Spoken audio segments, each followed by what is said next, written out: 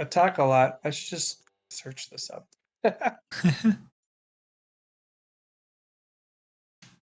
Base 8 numbering system.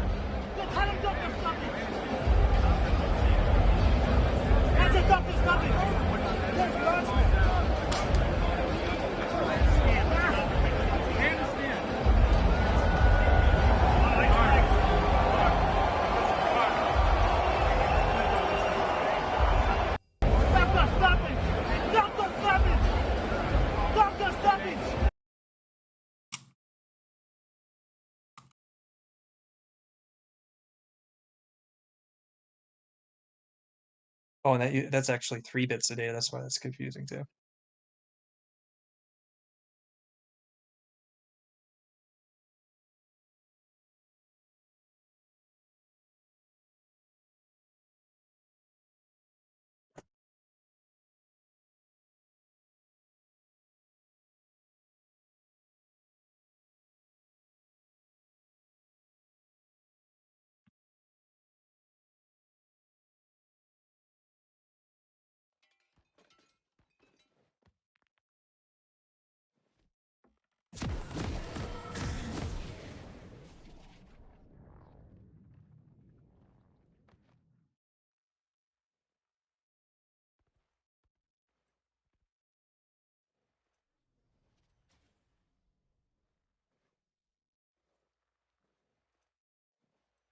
Welcome to Summoner's Rift.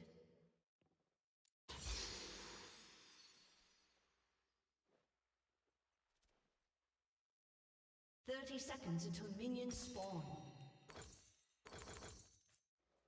I don't know what that step is on the right side. I would just ignore that part.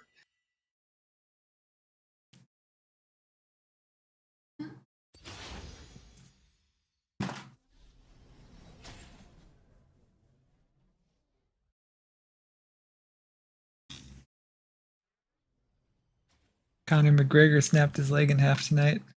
It's crazy because we Really? just saw a UFC guy do that not too long ago as well.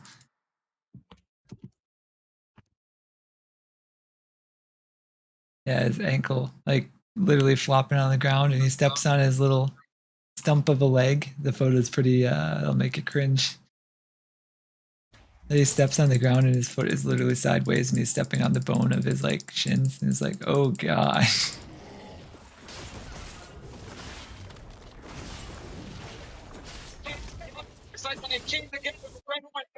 Oh no!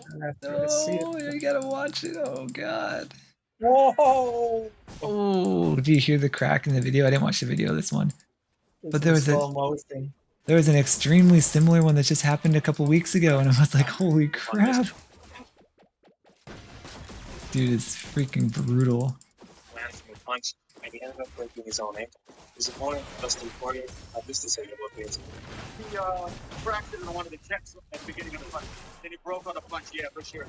So we actually ended up breaking it earlier in the fight.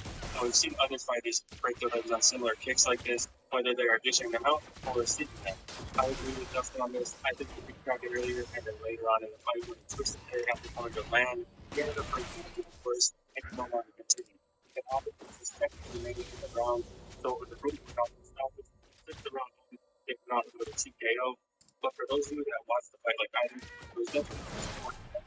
Even though it was Connor to more punch than Dustin, I think both of them have their legs. Well, not Connor, he had one leg, but I meant from like a distance standpoint, I think they both have ready to go, and it would have been fun to see the rest of the fight. Did you think Connor was in bad shape just from being buzzed? I think he got he definitely was on the receiving end of some elbows and the lunges, but that's part of the game. I mean, everybody takes that. Unfortunately, the second round never happened. Dustin also said that part of the reason Connor broke his leg was karma, and that Connor is a good bet. So no love lost. I think that's not really wrong. The kid's like the biggest ego son of a bitch ever. Oh, really? Yeah, I watched like a montage kind of thing of like all of the press coverage leading of Conor McGregor and the Manny Pacquiao or something like that. I don't think it was Manny, it was some other guy. It was a Brazilian guy, I think. Anyway, I don't know why I watched this, but it was kind of funny to watch because like this Brazilian guy is sort of like you know, an honorable fighter, whatever, you know, not that interesting, whatever. And Conor McGregor, the entire time they have to do like press tours with each other. You know, they'll hype up their fight that they're gonna have. And he's not just like insulting him, he's like being really like kind of petty. Just like pushing the limit as like I don't know. If there wasn't so much money in it, he'd be fired basically. Like he's stepping over all the lines, touching them and stuff, you know? It's just Oh man. wrong. Yeah, it's just weird. Like you can tell that uh nobody knows if he's gonna actually An cross the line enemy too has been far, slain. you know, and he just doesn't give a shit. And he's the best ever, you know, like that's as far as he's concerned. Conor McGregor's the best there ever is, whatever kind of thing. I don't know what he says, but you know, it's kind of ridiculous. It's like when the team together,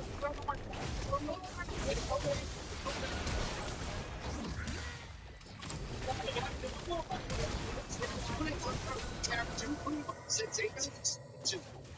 Let's take a look at it. Watch they come together here. All Yeah.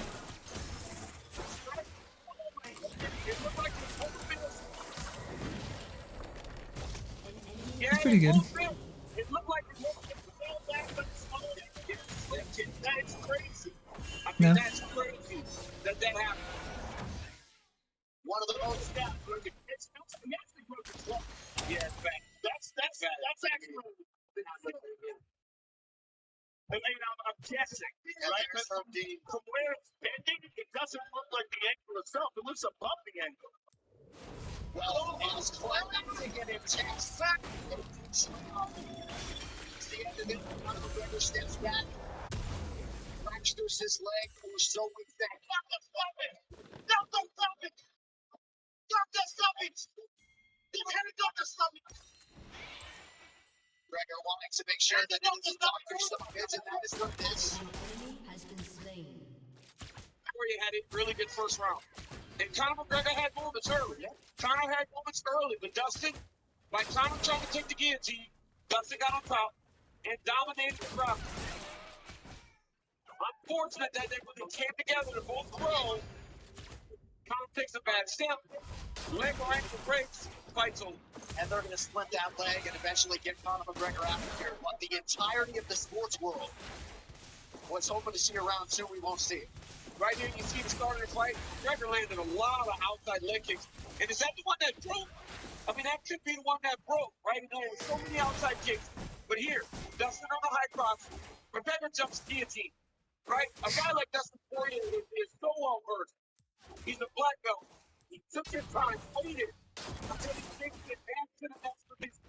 The next position was the winning position for Dustin Poirier. And now we're the top. He was able to knock him out. From the top, Dustin Poirier was shit.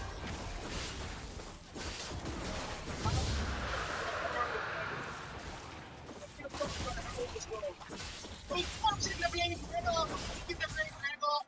Hills was doing the whole thing. This is not over.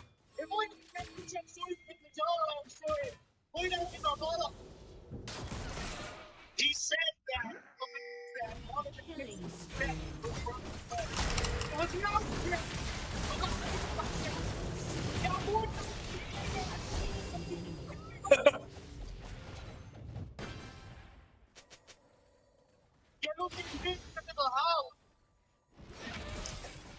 I don't know if you can hear that.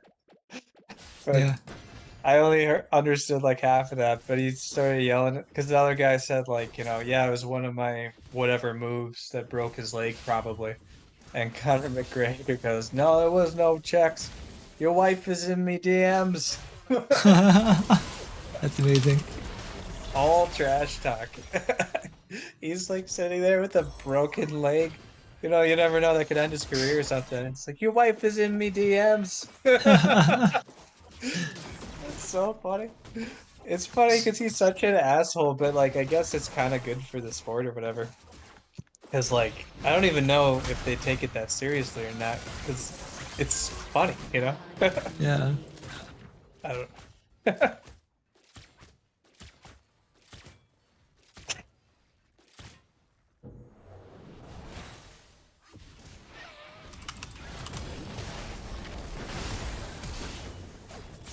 kind of funny that that doesn't count as a win too, because like, you know, sure, you want to see them punch each other out, not break their leg, but at the same time, the dude like broke his leg. Like it's too weak. How is that not a Yeah, loss?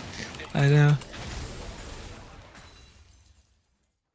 Or maybe that distinction they were making is that it wasn't a knockout, so I don't know if the guy still wins or what. I mean, Connor kind of messed up by doing a kick that was too powerful, right? Yeah, Rampage. that's what I'm saying though. It's like I think maybe what they're talking about is that yeah, it just doesn't count as a knockout, which I guess that makes sense. But kind of hope the guy still won though. Yeah. I don't know. I don't really watch this stuff. I just you watch a little Joe Rogan, and next thing you know, you're on UFC or something. Yeah. It just happens.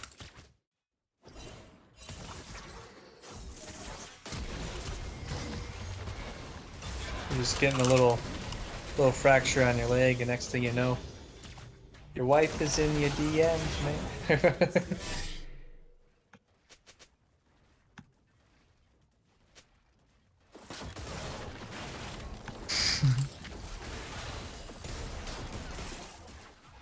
I was gonna say Your something wife else is here. in my DMs. Your wife's in my DMs. You hear me? Connor, you miss with a punch and step back. Tell us what fell. Tell us what the problem going on. It was the team of stepping over the way on the one thing. Can't even hear what he's saying. I just hear his Irish rambling in the background. Yeah.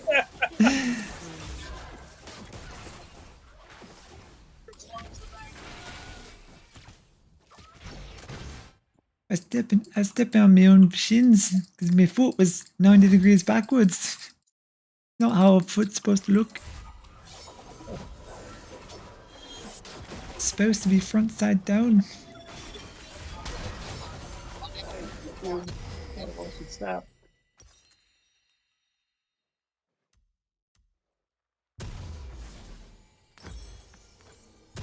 Oh, I know why it wouldn't stop. It like selected the play button. And if you hit space, I think it acts as like an enter. But space is also the pause button. So it double taps the pause button. That's what's going on. I was gonna make a joke about how like I know all this useless programming stuff, but I guess I'm getting paid a bunch of money for it now, so Yeah. it's not really very useless, Not that is useless. it? I mean, 90% of it is because you're never going to use it. But Depends, dude. I modified my. Actually, the folder doesn't even exist. You have to create the folder in Firefox. It's called like Chrome something. I don't know why. I mean, maybe it's based on Chrome or something. I don't know. But anyways, you can put CSS rules in there that override web pages. So like, you know how those like things come up, oh, please pay for us, we support ourselves on ads, turn your ad blocker off, things like that. You can target like the CSS rules that those things follow and say and do an override to not render anything associated with that CSS rule. is that how ad blockers work? And like stylish? No.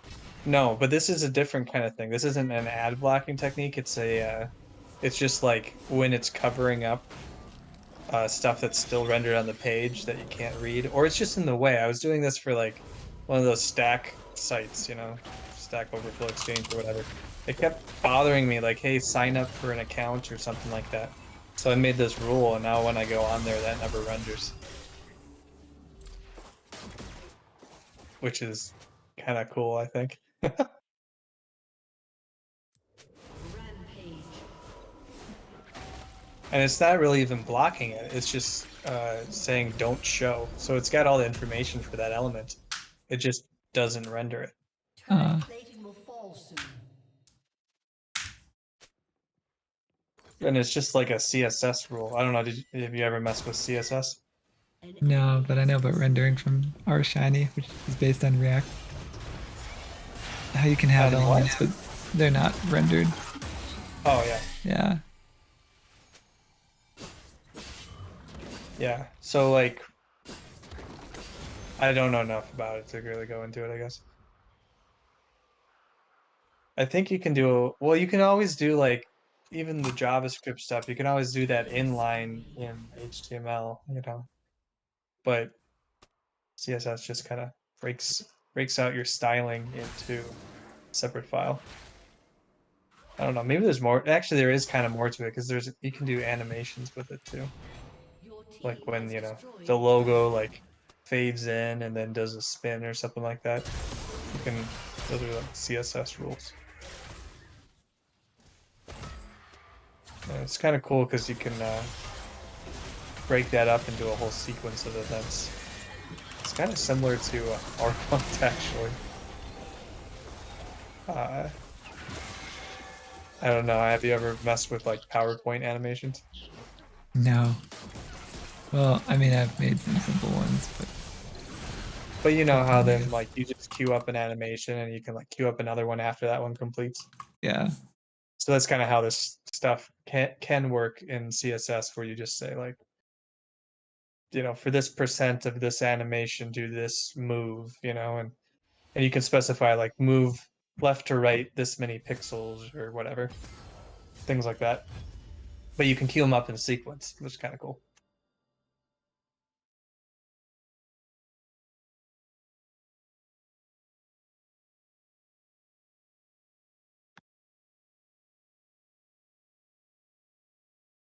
Ego unbroken.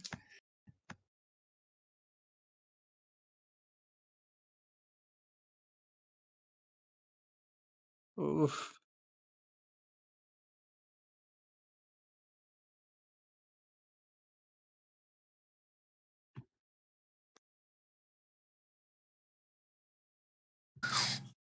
The more I look at it, the more I'm like cringing. Good God.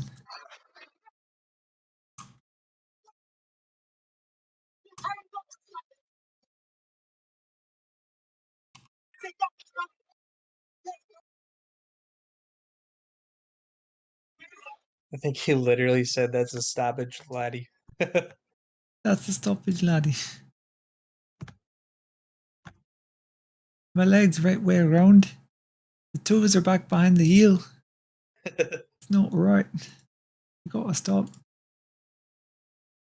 Can't blame a man for taking a step back.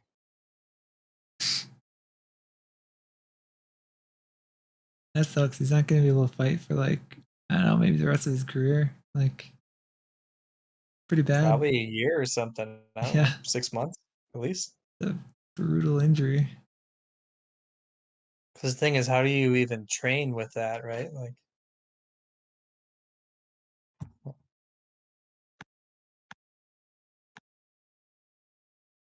oops.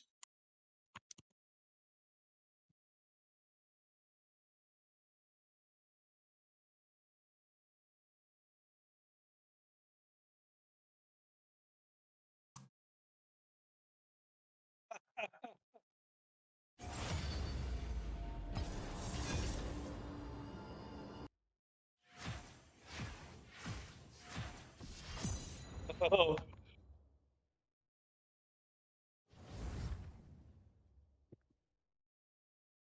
it looks so horrible. That's what it looked like when Cameron fell out of my tree. Yeah, His arm was just like his forearm was not straight and it was bent the wrong way too. yeah. Like almost at a 90-degree angle. Well, it was probably like 45-degree angle. Yeah. And it's funny because like that rope was a piece of shit and it's not surprising he fell. But at the same time, the way he fell, I was like, how did you break your arm? I don't get it. Like he just fell really wrong, I guess. We So it fell wasn't, in the hedges or what? What tree was that? it was in the front yard on, like, if you're looking at the house from the driveway, it was to the right. Oh yeah, that And one.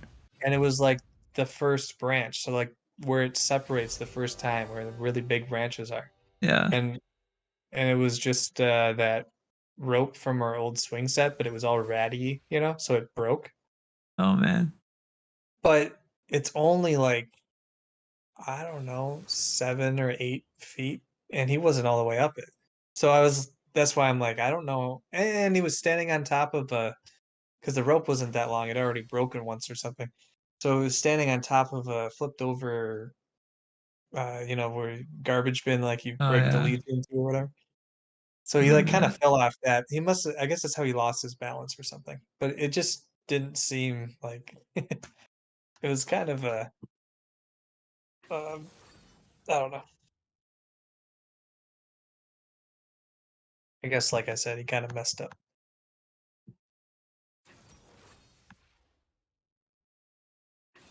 But-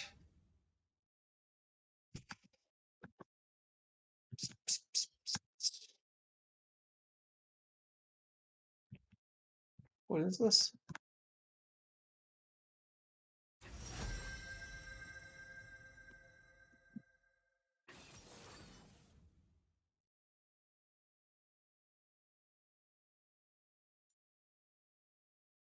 This population density? Yeah, it's pretty cool. It's crazy Cairo is along the huge. Nile. Yeah, Yeah, well, Cairo is one of the biggest cities on earth. I think it has like 40 million people, like twice as really? many as New York. Yeah, Wow. That's crazy. And in the middle of that desert, I mean, obviously they're kind of along the ocean, but then the population is dense all the way up that river. I know. Pretty cool. Or at least according to this map. I mean, I don't know what the real density is, but You can see like Istanbul there, right by the whatever Black Sea and Mediterranean meet. oh yeah. Pretty cool. I mean, I suppose those are like kind of deserts in that area, so those are probably pretty sparse. But like out here, it's kind of amazing that even in the sparsely populated areas, there's still like civilization around all over the place, you know? Yeah.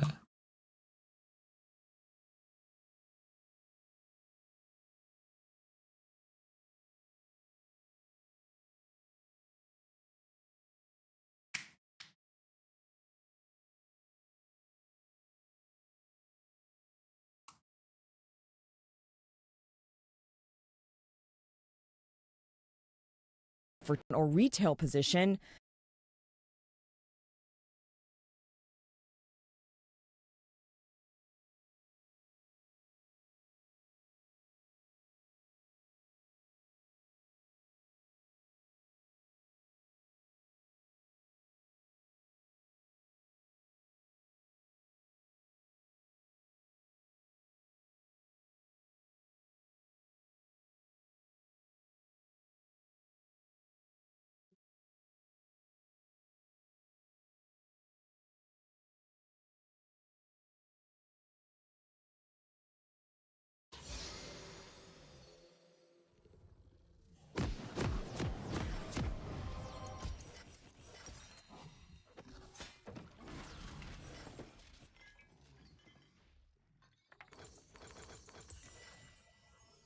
Wealthy are borrowing more than ever before, Yeah.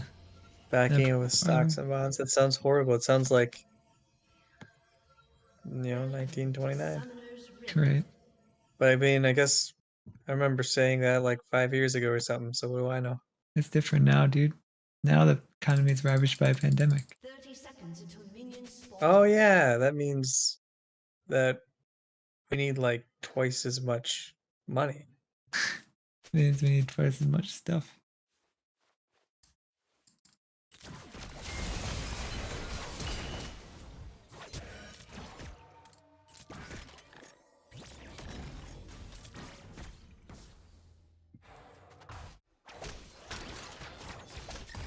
Kind of a weird thing that somehow we're rich enough where supposedly we're short 1 million construction workers. Yeah. On top of being short leisure and hospitality workers, on top of being short developers, on top of being short literally everything at The every possible rate. the thing is though, isn't that the same thing as saying it's just inflation? Basically, I mean, Like, the first thing that happens is inflation. It goes in the stock market. Then people get rich. Then people who are rich want to buy houses, and then those houses need to be built. So you need a lot of construction workers, and there's not enough construction workers. So you got to raise their pay, right? And then you raise the construction workers' pay. Houses got to get more expensive because it costs more to build them. And it's like a cyclical thing, right? right. Construction And I workers get how can pay more for groceries. there's like it's the circle is not evenly distributed or whatever. So like the masses are going in this circle or something as a blob or something, maybe to a degree. But generally speaking, when they're saying like we're short 1 million workers in all of these fields, isn't that the same thing as saying I want a mansion and I'm short like 1,000 workers who are willing to buy my mansion at the Yeah. price that I'm willing to pay for it, right? Which is like not anywhere close to a sustainable living wage. So nobody's going to build your house for that wage, right? Right. So it's just inflation, or it's almost like I don't know. I'm sure there's like something to it, but you can see in a certain way that it's kind of meaningless. Yeah.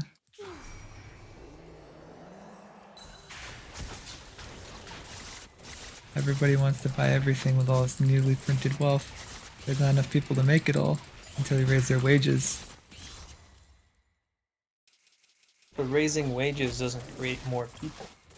Yeah. It all ends up just being moot in the end. Because at best, I mean, you can literally, birth more people.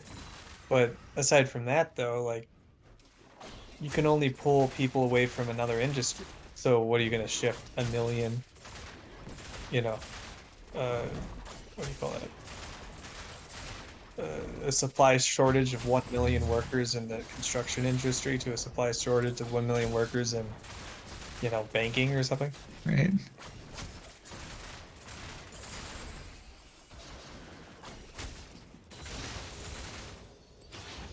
Probably, it's useful, obviously, to say there's a shortage in a sense, but yeah, I don't know. There's always, like, there's been a shortage for how long now? I don't know. Of like construction workers? I guess Not just wrong from the about housing that. boom. Yeah, maybe it is. I don't know. I just feel like these are the sorts of things you just hear on a constant basis as if it's only happening right now, but it's actually just always happening. Yeah.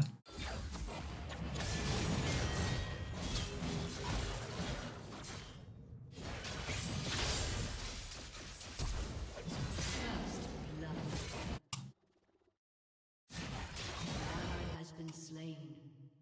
An enemy has been slain.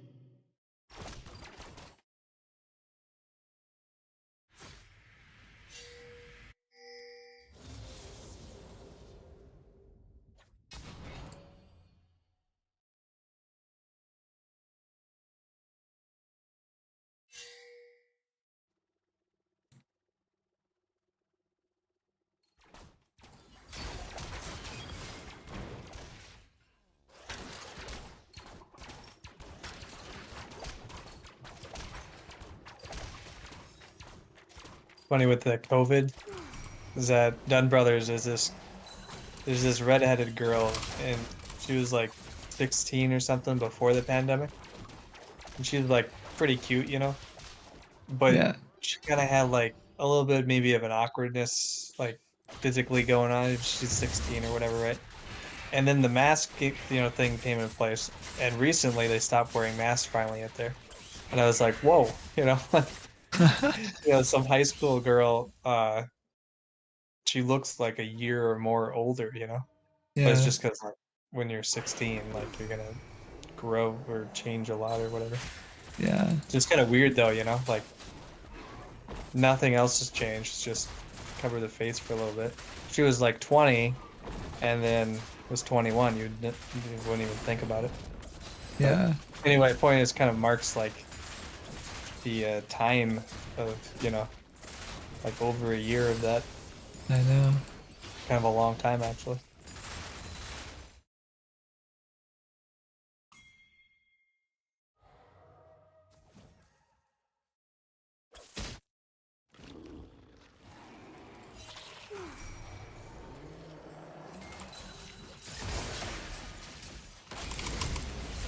Enemy has been slain. You have been slain.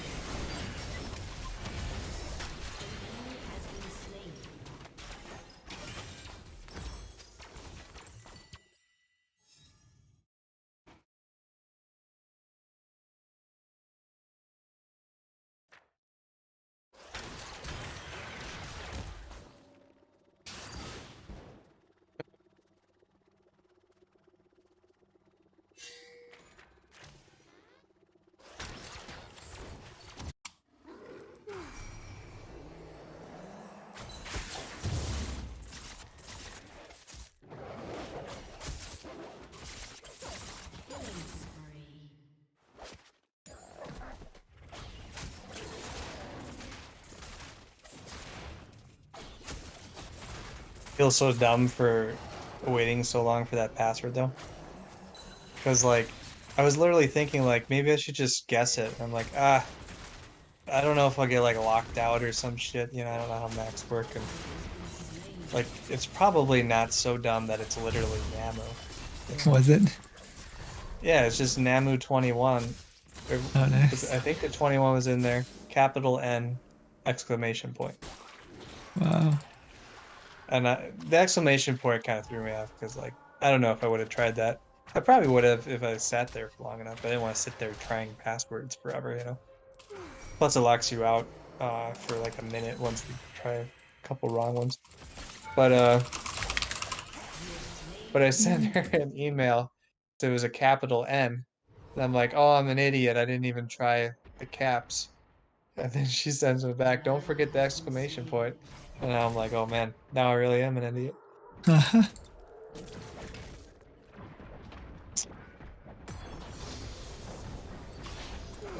Whatever.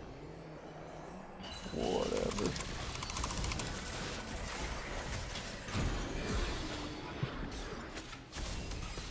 Wait, you're streaming, dude? Yeah. Gotta warn me with that shit. I gotta change my password.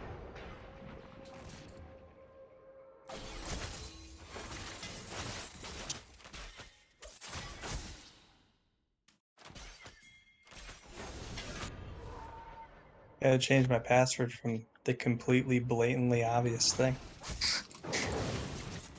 It was so obvious nobody would have guessed, but now it's wrecked.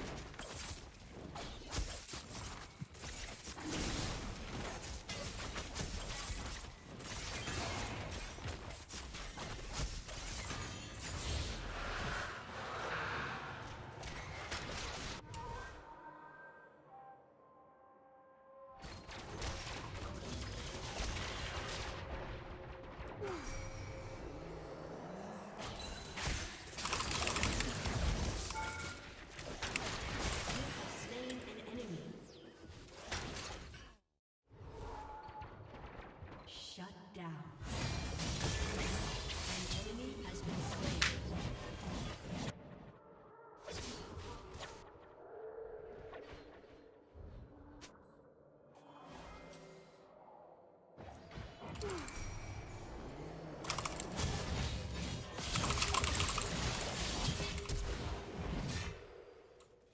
An enemy has been slain.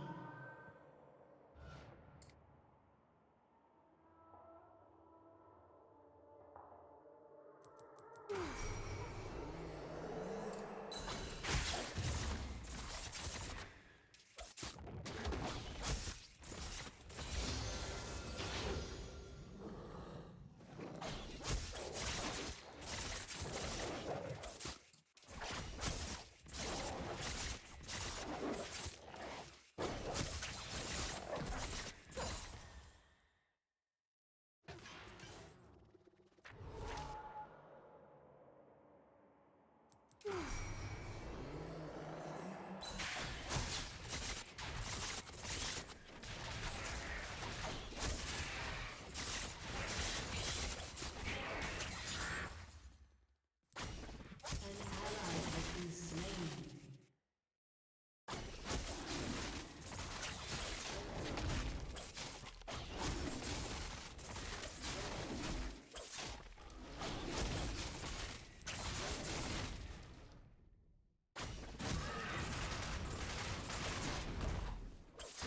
You hear about Bob's bachelor party this weekend? Nah. Apparently they're like going to a campground, doing like swimming and like a raffle and like a whole bunch of I heard stuff. they're doing like a lot of things. It's crazy. Yeah.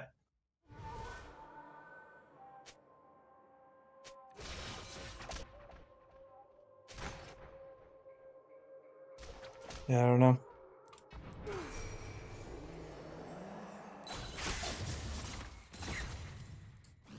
Yeah, Bob's like cool, but I don't think I match that kind of energy or whatever. Yeah, definitely not.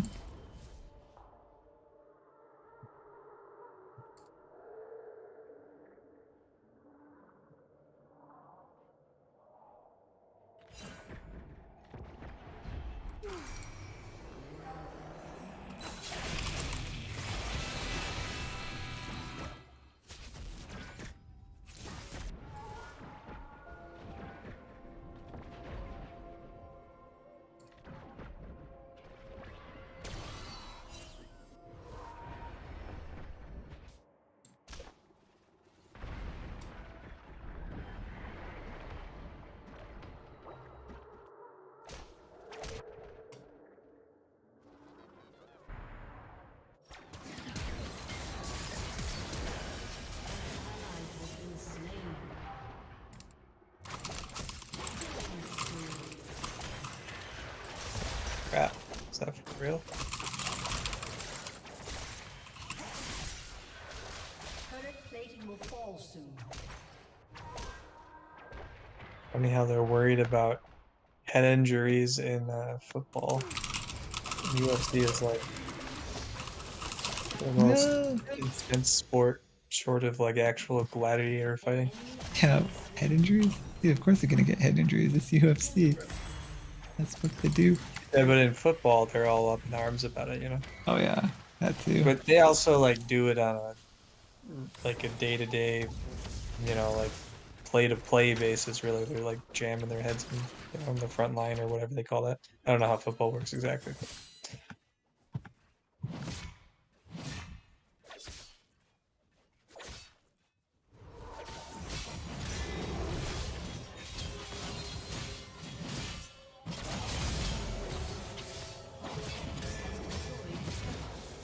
An enemy has been slain.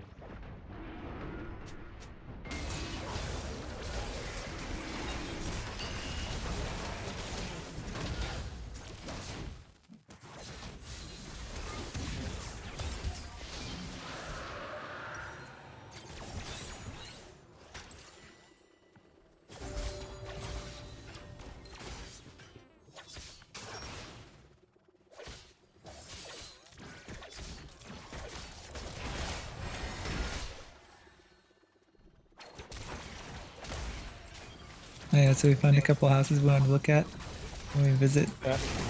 and we found them on Zillow, and they're all sold already. He said pretty much anything you see on Zillow is already sold. He said most stuff goes within 24 hours nowadays. And Wow. I'm like, geez. He said there's a new app for his like firm or whatever that handles the listings. And he's like, that's the only place you can probably see it, but you're gonna have to make an offer same day. He said the offer is Wow. probably gonna have to be higher than the ask. Wow. Are you like super seriously looking for a house, or are you No, just that's the thing. Unless you're like 100% serious, like ready to go today, you're just not gonna get one. So it's kind of stupid. well, that's what I mean. Are you willing to do that, or are you No, guys just definitely keeping an not. eye out? Okay. Even if I like was really serious about a house, I think I'd just stress the shit out of me, and you know, you probably just make a bad decision because like you don't have time.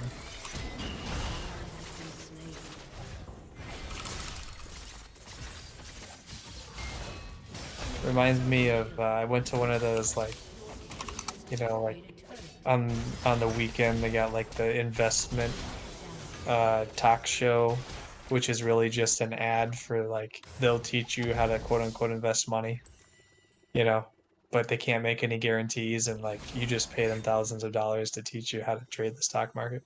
Oh yeah, those things. And Yeah. but you know, I don't know, I didn't really get like what it was all about, and I was like, it's a free like I don't know if they call it a seminar, but you know, you can go in there and schedule like one of these things where they show you what they're about. I'm like, yeah, screw it, I'll go check it out, you know. And you go in there, and long story short, I was like not super impressed, but they're like talking it up. And then on the way out, they're like, all right, so you know, it's costs, you know, this much, and you come next week or whatever, and you do all these things, and you kind of like because you're going there, you're kind of like bought into the idea that you want to try investing in stocks and stuff, right? So then they're telling you this, and on the way out, they're like, so you're gonna, you know, sign up, and it's like high pressure, you know? Yeah. And I was just like, you know, it sounds interesting, but I've learned that I gotta like think of like sleep on these things, so I'll think about it and like, you know, maybe tomorrow or something. And like literally as I walked out the door, 3 seconds later, I was like, "There's no way in fucking shit I'm giving these people my money." Yeah. Like all you have to do is use your brain for 1 second, and you're like, "I don't know, this is kind of a scam." Just in the moment. And it's one of those things too, where like, some people probably do great with that, but it probably doesn't really have much to do with those people in particular. It's just, if you're gambling money like that, somebody's gonna win.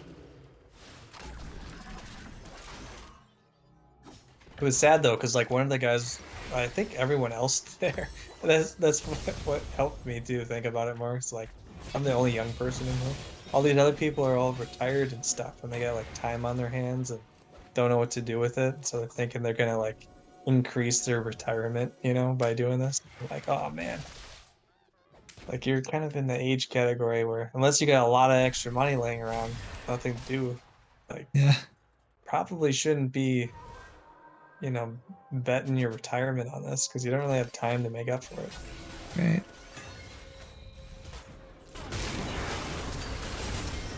Yeah, it was kind of sleazy.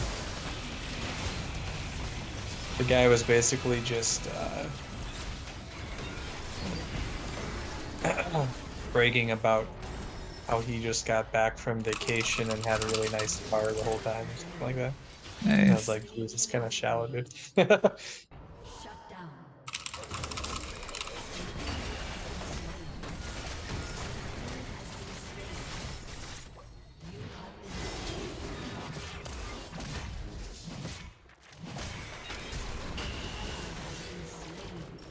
An enemy has been slain.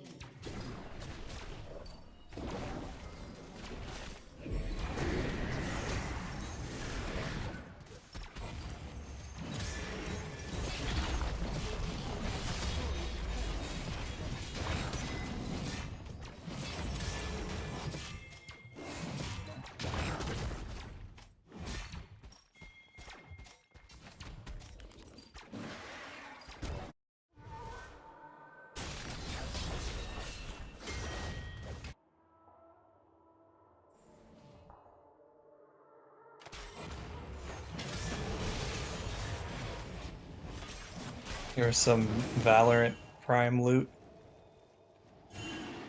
Just it looks like it's probably in June. Yeah. Oh, July 28th. These are like concurrent loot things. Huh.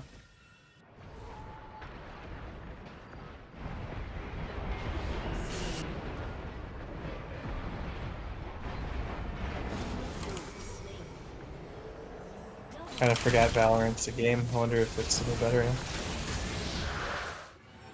Yeah, it was not bad then actually. No, it wasn't bad, but I just wonder if they like brought it up to the next level.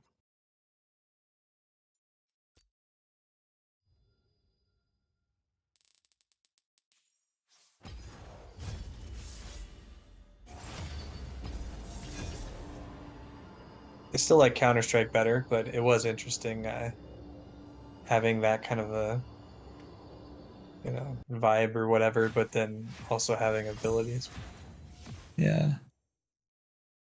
I suppose you didn't play Counter-Strike really, but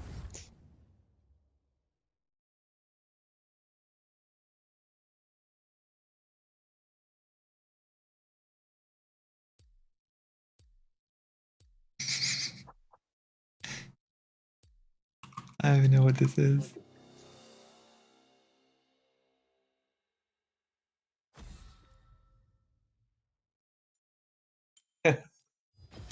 This is the guy from my last job. He's like a finance bro.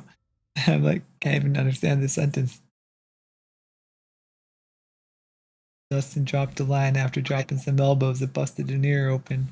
Matt can say he wants that fight would have ended next round anyways.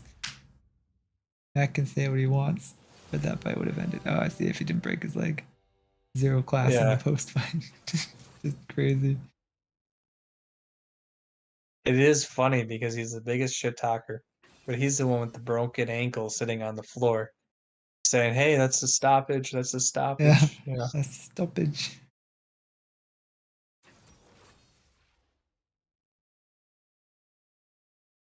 But he's saying that because I don't know if he's like undefeated or something, but he's got like a really good record. So, Oh, for him to break his leg is like really probably pretty humiliating.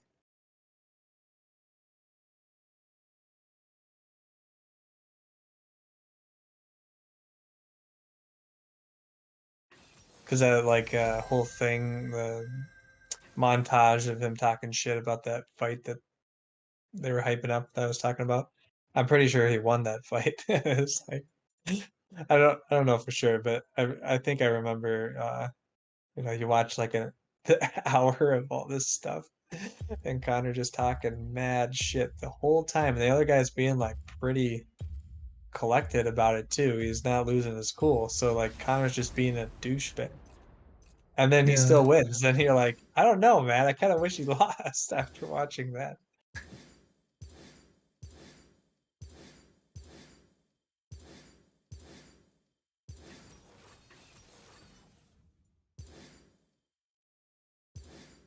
All these skins look the same.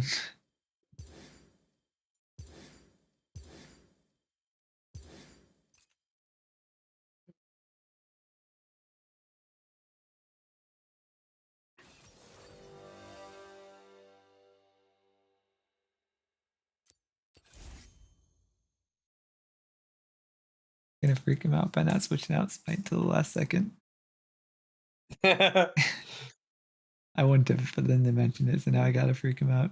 I know they're watching. Everyone's watching in suspense, holding bated breath, wondering if they should dodge. Watch me forget right at the last second to do it. Yeah.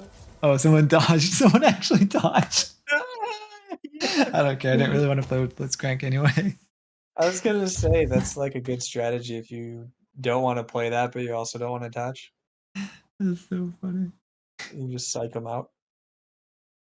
ADC, like with Smite's not that bad. Weren't people running it for a while? Or no, support with Smite. So you got 2 for Dragon. I don't know. Oh, If it works, it works. can you use smite on the other people too now? Yeah, you can if you upgrade it. Like wow, long time now. Holy Oh, crap, you I have to have. upgrade it? Hmm? I don't know how it works then. You have to upgrade it? Yeah.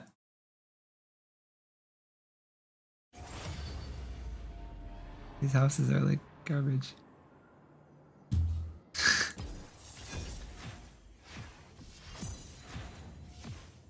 It upgrades itself after you kill enough jungle minions. Or now you have to use it like 5 times. Oh. And then it upgrades itself.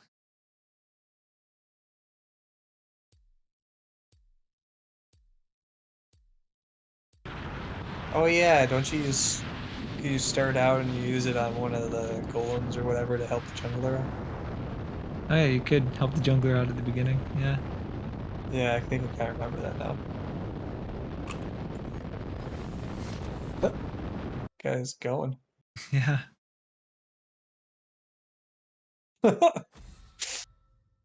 You see Baron Trump is 6'7", which is just crazy. Like so What? tall. Yeah. He's taller than both his parents, which doesn't make sense to me. No regression towards the mean there, huh? Yeah.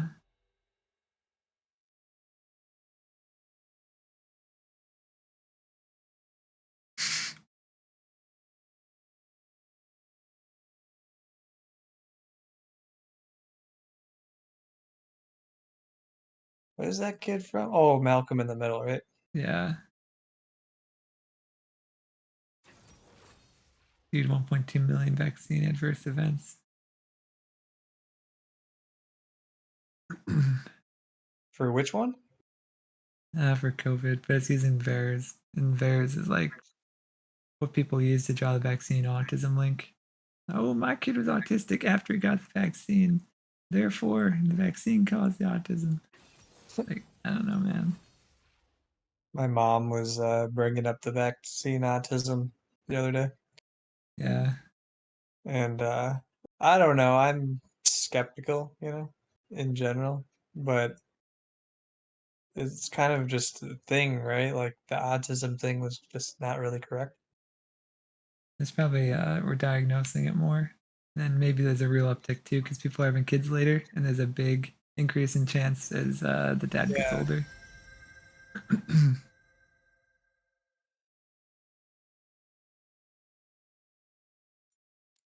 Hmm. Hmm. This might trick again. See how many dodges in a row we can get. I guess I'll play Jin this time. Isn't it kind of ironic that if you want the smartest kids, you should have them as young as possible? Yeah. Isn't that though? It's probably not like that. Because, you know, it's like more responsible to like wait, you know, till you're like semi-financially secure and married and shit. Right. But then you have like disabled children. So it's better if you just YOLO it.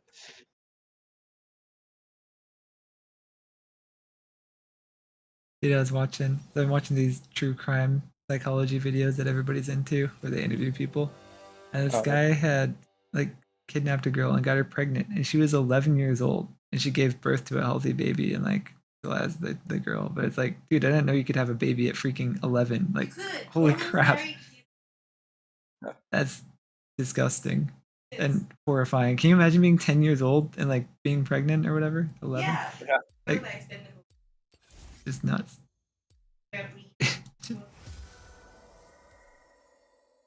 Jin summoners, you have smite. Jin. There is this kid. I almost forgot actually. Yeah, the guy got caught. Yeah. I think he got a life sentence. Pretty sure. You always get a ton of time for that kind of stuff. But like, oh my god, it's the most horrifying thing I've ever heard. Think about how deep your family tree could go, and you'd still be like, you know, 70, 80, be like Yeah, 7 or 8 levels deep, you know? right.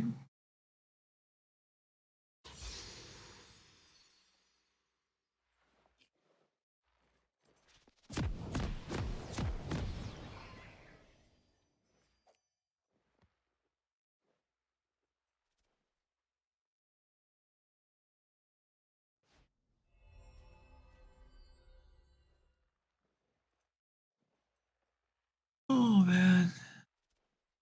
Welcome to Summoner's Rift. Hey.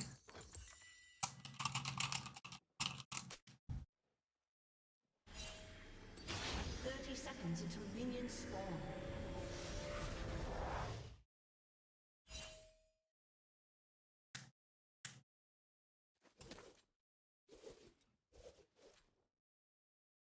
This guy he inquired about 3 houses today, found out they're all sold, and then the guy called within 10 minutes and just like found us some more houses to look at, but none of them are that great. I don't know. He's super passionate about it. He's like, I can find you a house. You're gonna get a house next week. It's like, man, this seems so rushed. Isn't a house like the biggest purchase of your life, and you're supposed to like make an offer sight unseen within 24 hours? Like, just seems like the wrong way to do it, man. You don't even look for mold or termites or water leakage or like natural gas leakage. Like, what, you just trust the ad? Like, I think it is the wrong way to do it. That dude is making a killing, is the thing. yeah, I Because know. real estate ebbs and flows, you know, so this is the time for him to get as much as possible, right? Right. Yeah, I saw a statistic that over half of houses now are sold sight unseen. So if you actually want to visit the house before buying it, it's like a special request you got to put in your offer. So it's like, I'm offering you 30% above what you're asking, but I want to see the house before I buy it. Right? Yeah. It's like a special request. So Yeah. bad. And for them, it's kind of a burden because, you know, they have to hold off for a few more days, you know, before confirming somebody. Yeah. Like, I don't know. It's a weird And then freaking market. I suppose then after seeing it, you could be like, ah, nah. Yeah. Seems like it'd be easy to scam in this market. Like, I don't know. Buy one that's really, you know, got some problems for cheap and just list it again, not mentioning the problems so much. Probably sell it to Probably somebody. good.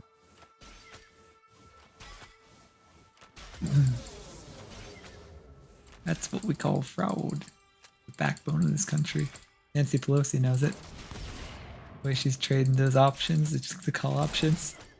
It's She made hilarious. like 10 million on the Amazon calls from the Jedi contract cancellation with Microsoft. Like, oh yeah, It's amazing. It's just like no fucks given. yeah. Oh, I mean, it's straight up legal. How can you not?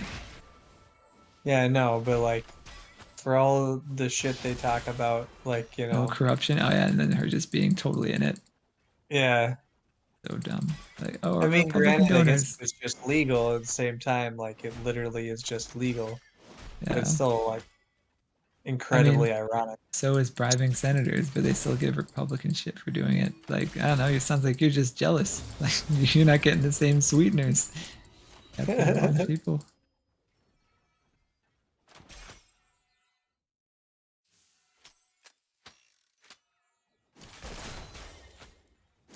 He's been trading Tesla calls too the whole way up. Oh yeah. He probably knows there's like a hedge fund in Japan that likes to pump up these stocks. They're doing the same thing in the Japanese stock market bubble. I learned from the Japan video. Oh yeah. SoftBank. They've been involved in bubble blowing for like 20 years now. And she's just making all the same trades they do. Huh. I don't know if she's just somehow following them or if she gets a little bit advance notice, who knows. But man, Maybe she's Japanese. I think I'm turning Japanese.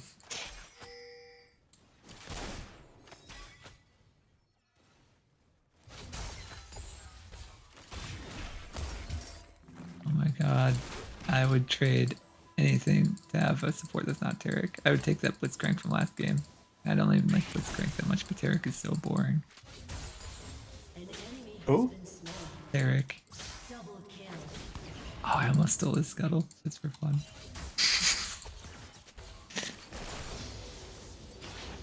This dude's not even using his mana, man. You're full mana, dude.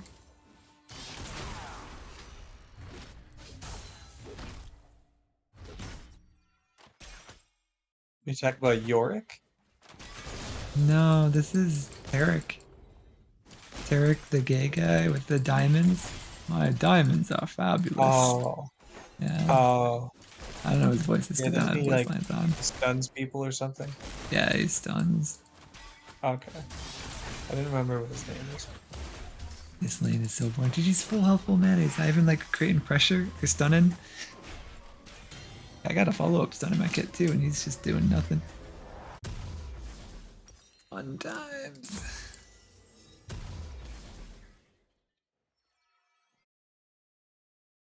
Be right back.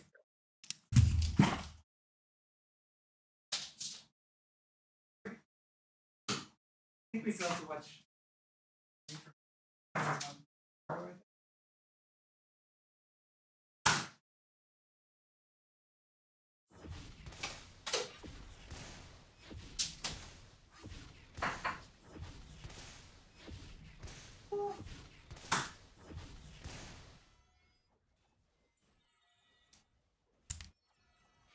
Hey, it looks just like when I left. Literally nothing happening.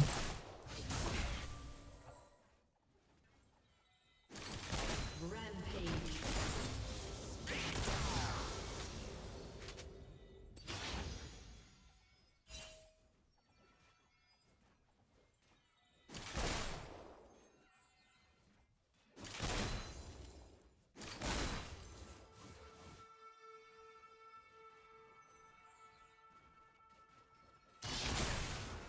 You're playing Jin?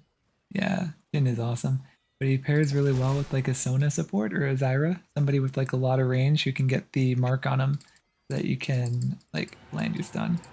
So really like aggressive long range caster supports work well. And this guy picks freaking Tarek, who doesn't pair well at all. And he's not even using the Tarek. Like I don't know if he's AFK or what.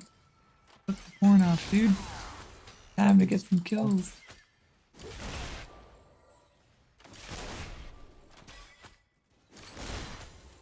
Want the big one, dude? That's the one thing you can at least do, right? Get the big guy. Do you guys have like a terrace at your apartment, or you just get like a rooftop type of thing? It's like an 8th floor rooftop. All the apartments here are like twin towers, and then between them they've got an 8th floor deck, and they're all pretty much the same. It's like got a pool, some grills, some hammocks. Nice. We ended up not going out because it's a little bit drizzly. Ah. An enemy has been slain. He just puts on the shield. I love how non-combative this lane is. Nautilus doesn't even hook me. He just puts on his shield to absorb my force shot. He just like keeps going on with his day. It's like, okay. I was in clear view for a hook there. Or a flash, something fancy. Both their supports just want to play the defensive game. An enemy has been slain.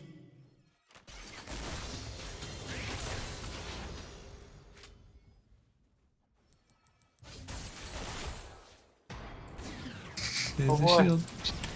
Gotta keep my green light on here. Oh yeah, make a good impression. Did Jordan get back to you about GitLab? Probably not, right? He's not on it. Saturday night. I mean, that's cool, I guess. I was baking some muffins with my wife. I kind of wish that we did this like 2 or 3 days ago so that I'd have the weekend to chill, but also be able to just look at things. I know, right? Well, he'll probably check tomorrow and get you a GitLab. Ally has been slain.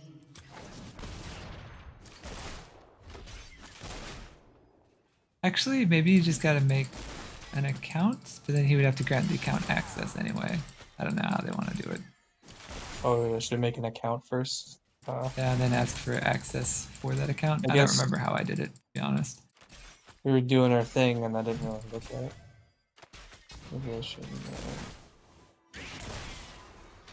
Yeah. don't know. I guess because you guys are hosting it, I didn't know if like you have to create the account for me or something. But I don't know, I suppose I could just look at it. I don't know. So, Um,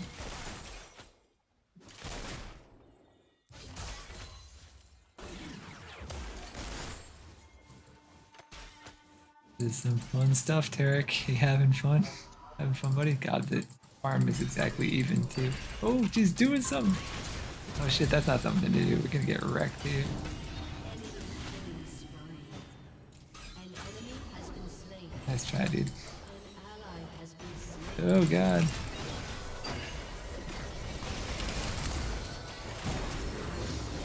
What the frick? How did she die? oh, it says the hold option when you click on scale to see additional resolutions for the second display. Oh.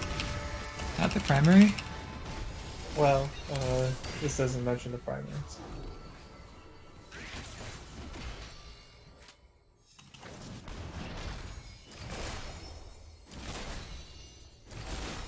All Weird. the options still say looks like whatever though. Yeah. None of them say like Looks like, but like, is it or what?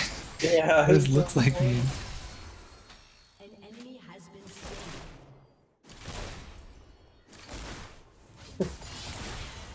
Enemy rampage. It fits the display. That's what you'd think. But we're app. Like, you got this many pixels, right? Yeah, but does it look like you have this many pixels? What does that mean? Looks like you're using all the pixels. Some of them are just kind of redundant though.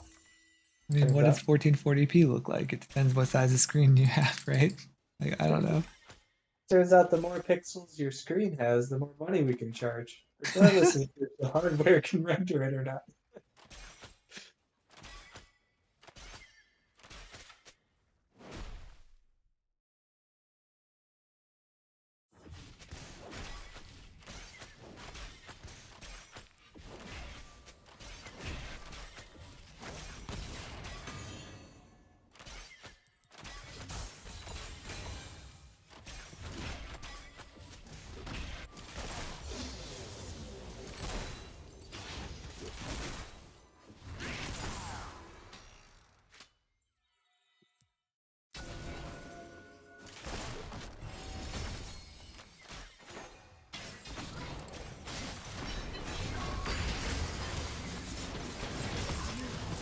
Oh, that Warwick ult was very aggressive. I thought 2, you know, maybe 3, but no, it's actually 4 there.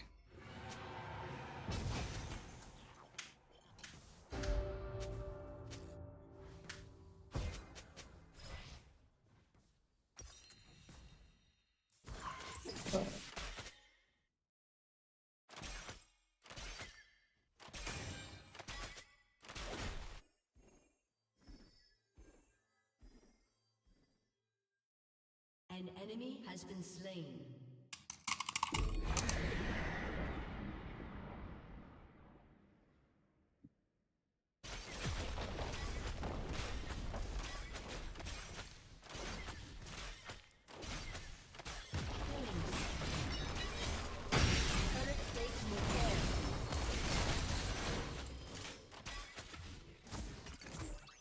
An enemy is unstoppable. Your team has destroyed a turret.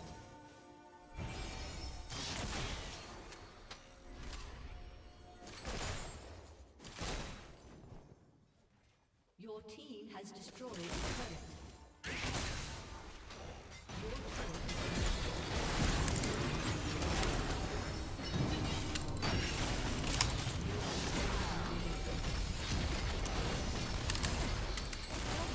been Ooh. Eric knows what he's doing.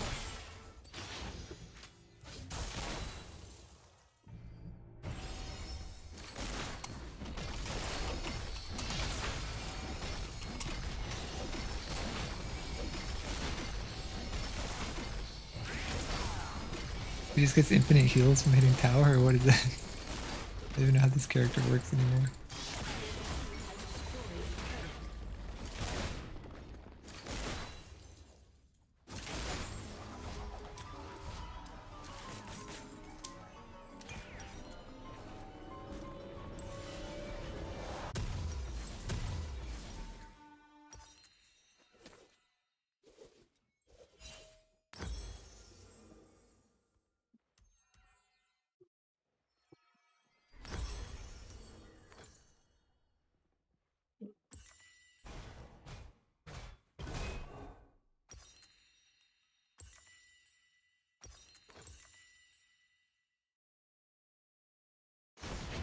Nice.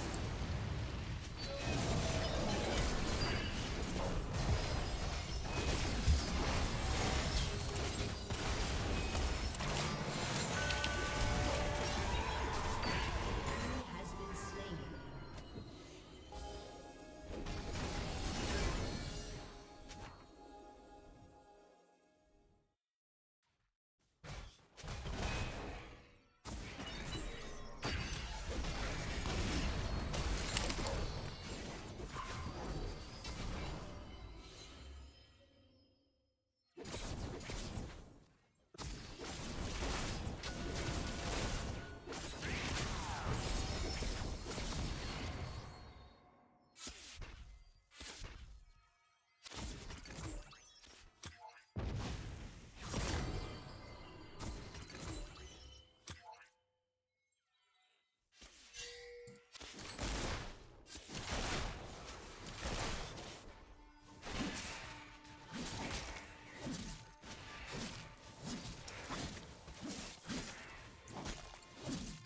Shit, what?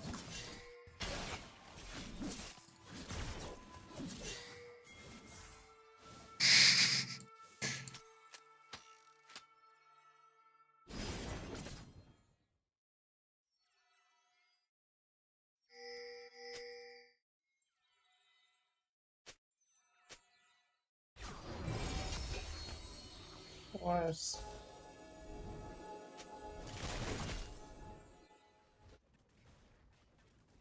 Oh.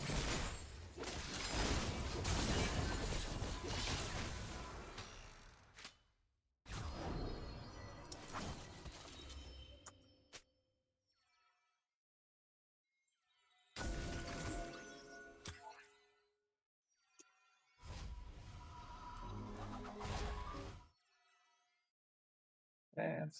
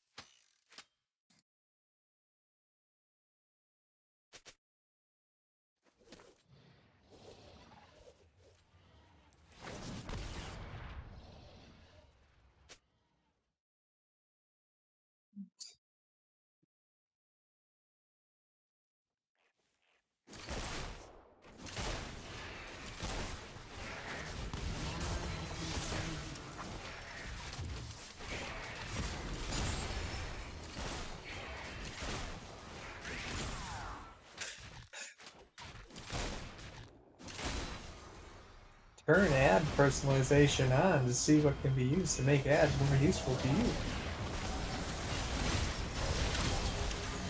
Not gonna get me with that one. Killing spree.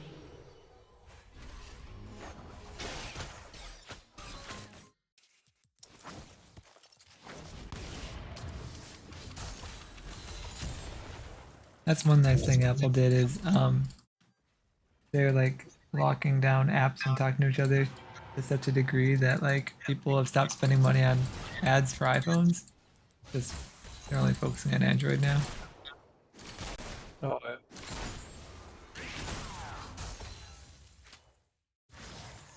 True that. Your privacy.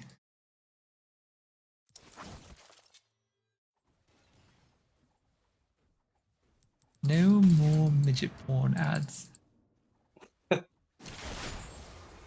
They're so lucrative. Privacy is number one for me as an avid consumer. I can't stand when I get those kinds of advertisements. Whether I'm out in public or on a bus stop. See, most people don't click on them, but the ones who do always buy. Yeah. Actually, I bought a lot of stuff from Facebook Marketplace. It's amazing. Knows me better than I know myself. Oh yeah? Yeah. Are they new things or always used? Like ads on Facebook. Sorry, not Facebook Marketplace, just Facebook in general. He's gonna have jump again soon. I don't know. Our team loves pushing top lane. Every time I look, there's 2-3 people top lane.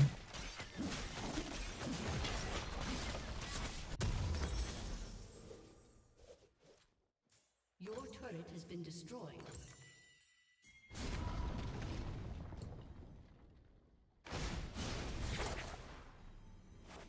Your team has destroyed a turret. Oh, I can even stop him from recalling so we can get some time. Boy, some time. I guess we can do this since they all went home.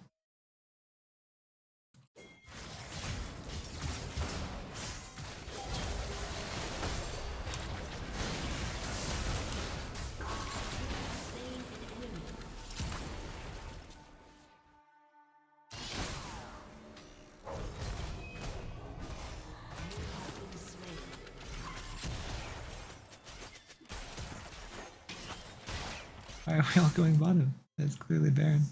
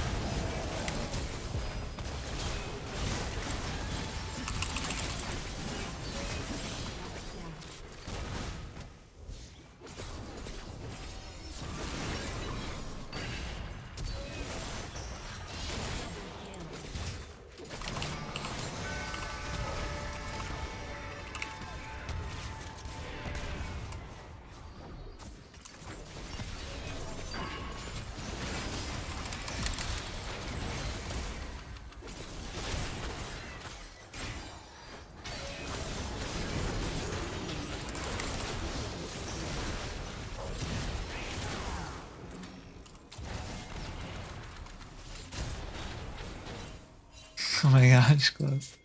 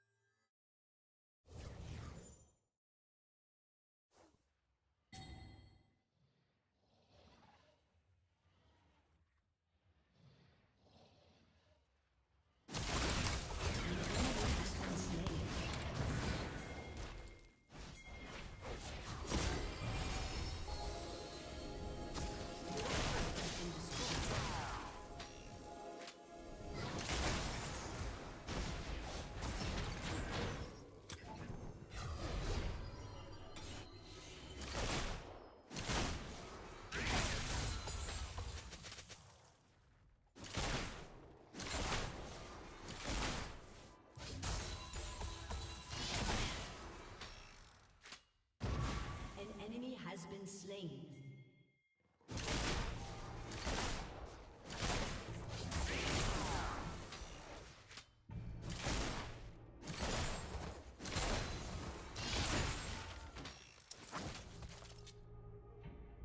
An enemy has been slain.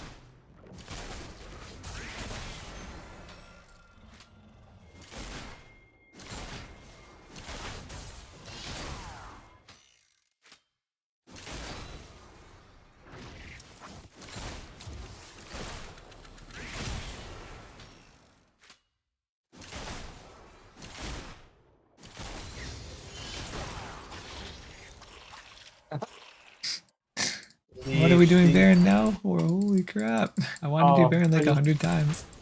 I just saw ADHD 123 is playing natural selection too. Oh, nice. I just uninstalled that game. I'm like, oh, that was from like a few years ago. Kind of a random ass game nobody plays or whatever. He's still playing it, I guess. Maybe a lot of people play it. I don't know. Natural selection. Usually when I see it on Twitch, there's like 100 people watching and like 30 of them are in his game. Or in the game. Not in the game, I mean in his Twitch channel. So I was Oh, like, oh wow, really? he's like a third of the entire viewership for that game on Twitch. Yeah. It's amazing, actually. You gotta find your niche, I guess. Yeah. He's definitely found it.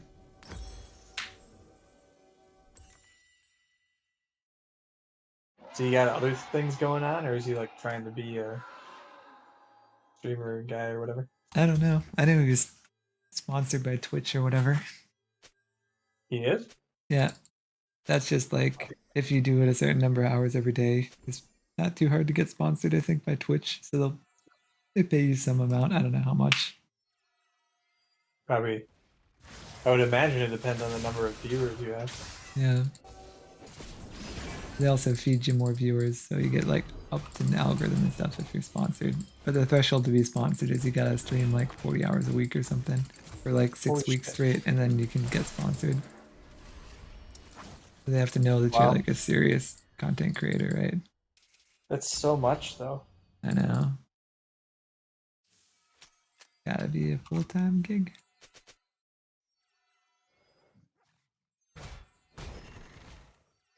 It's kind of similar to DoorDash, because they had some think it was a number of deliveries that if you completed this number of deliveries, you'd get, you know, I don't even remember what the bonus was. It was like 200 bucks or something. It wasn't even much.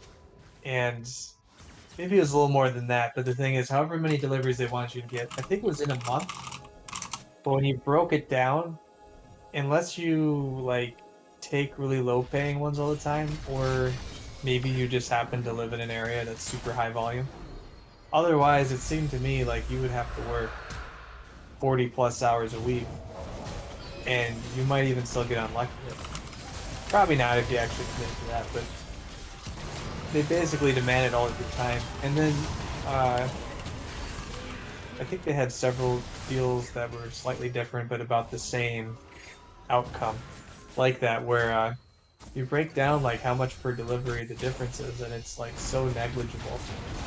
And you'd probably be accepting lower paying ones to hit those numbers too. So like you're really just shooting yourself in the foot for like a few extra crumbs, you know? Right. It's like, I don't know. I mean, if you get it, basically it's like only worth it if you accidentally get it, because then you weren't, you know, being played.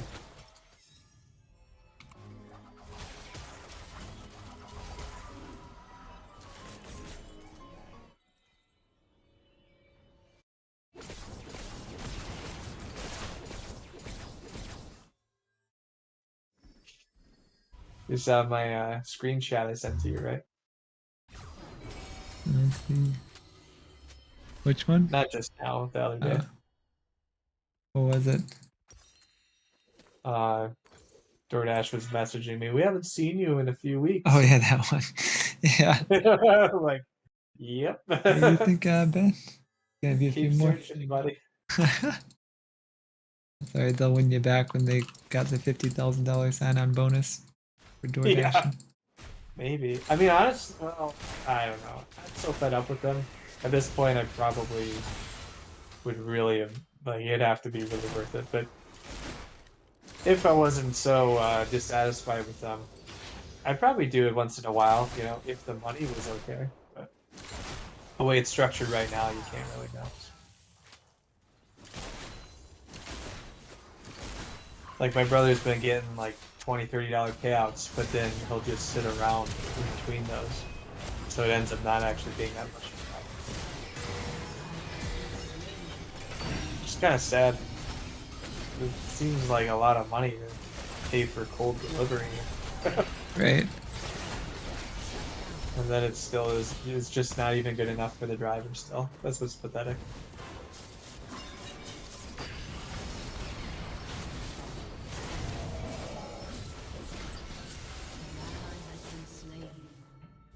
And that's the wrap.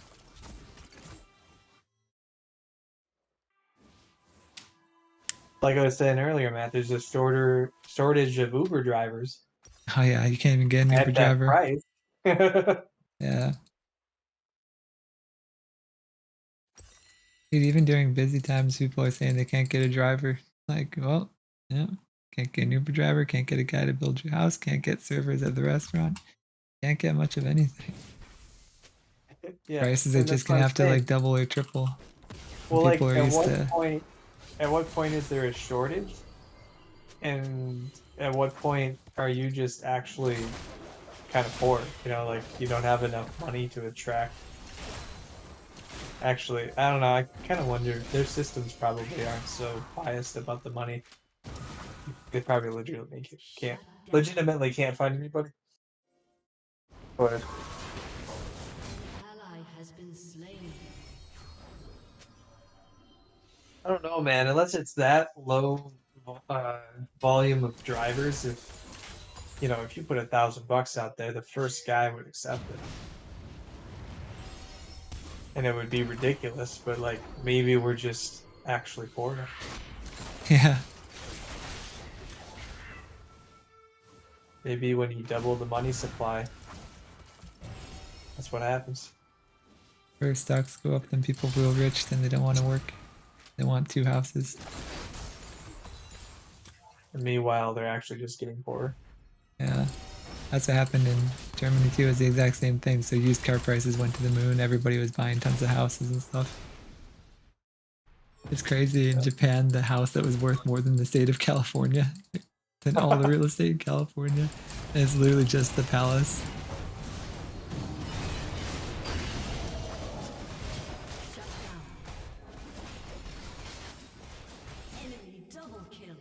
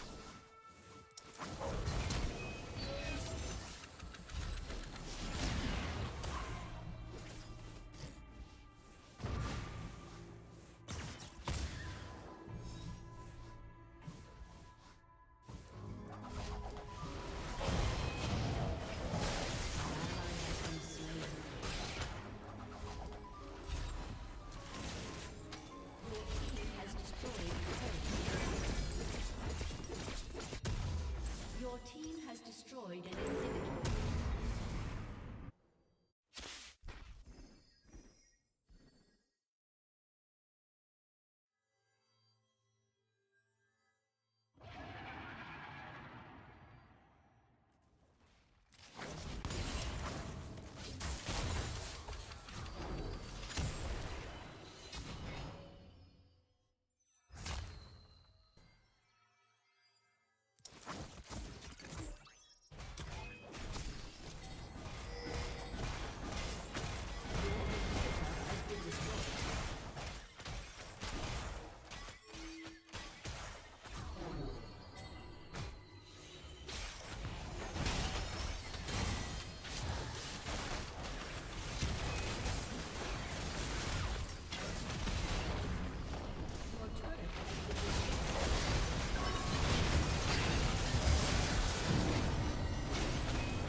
I have to be honest though, my current computer, Shut down.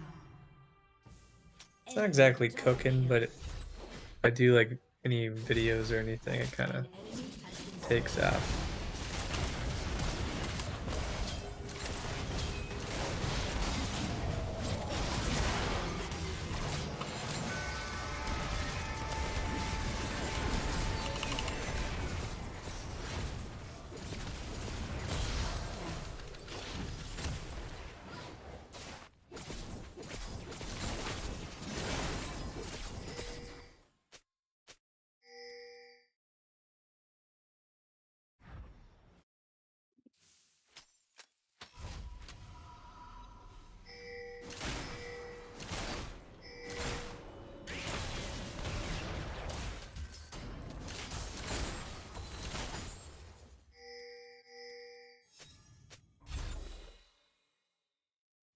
Your team has destroyed an inhibitor.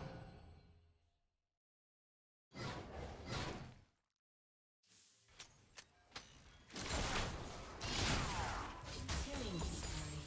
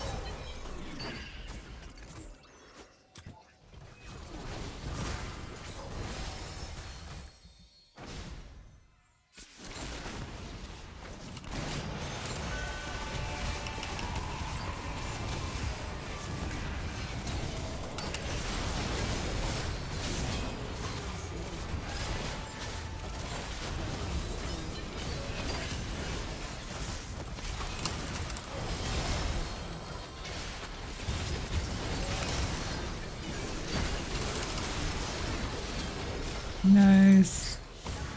Wow. I don't know if we deserve to win this one. What? It's like the sorriest show I've ever seen.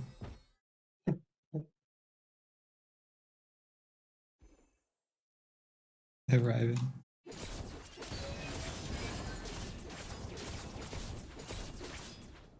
Do you have to hit some kind of metric to have more than one like resolution that you broadcast in?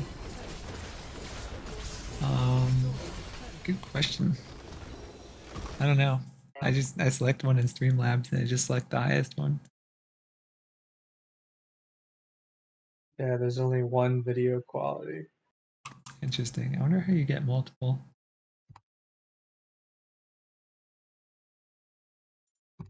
I thought Twitch would like reformat for you, but I think you have to hit like, you know, a certain amount of followers or whatever. Oh, that must be it. Yeah.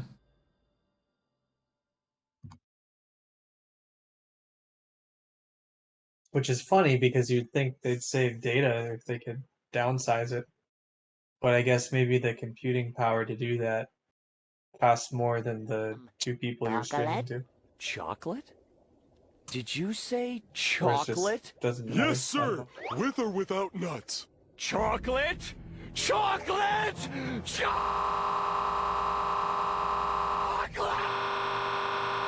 What is that? Josh! Josh! Josh!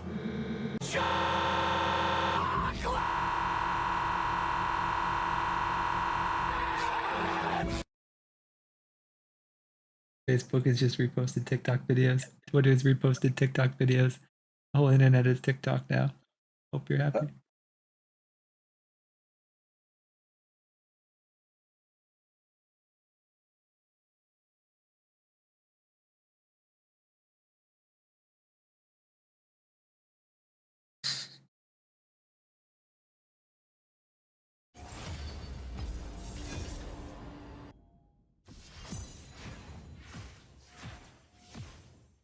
My mill grinds. My mill grinds pepper and spice. Your mill grinds rats and mice.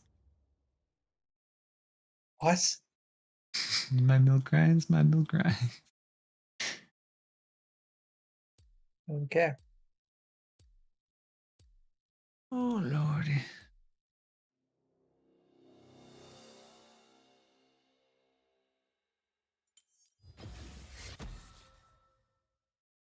See if there's anything on YouTube.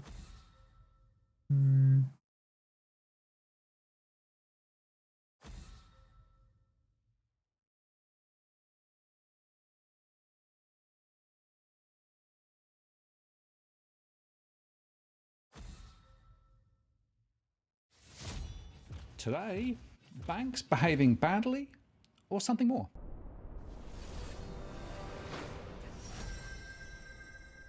Hello again, it's Martin North from Digital Finance Analytics. Welcome to this post covering finance and property news with a distinctively Australian flavour. Today, I want to discuss what's going on with US bank Wells Fargo and also look at banks in the UK who stopped customers transferring money to crypto exchanges.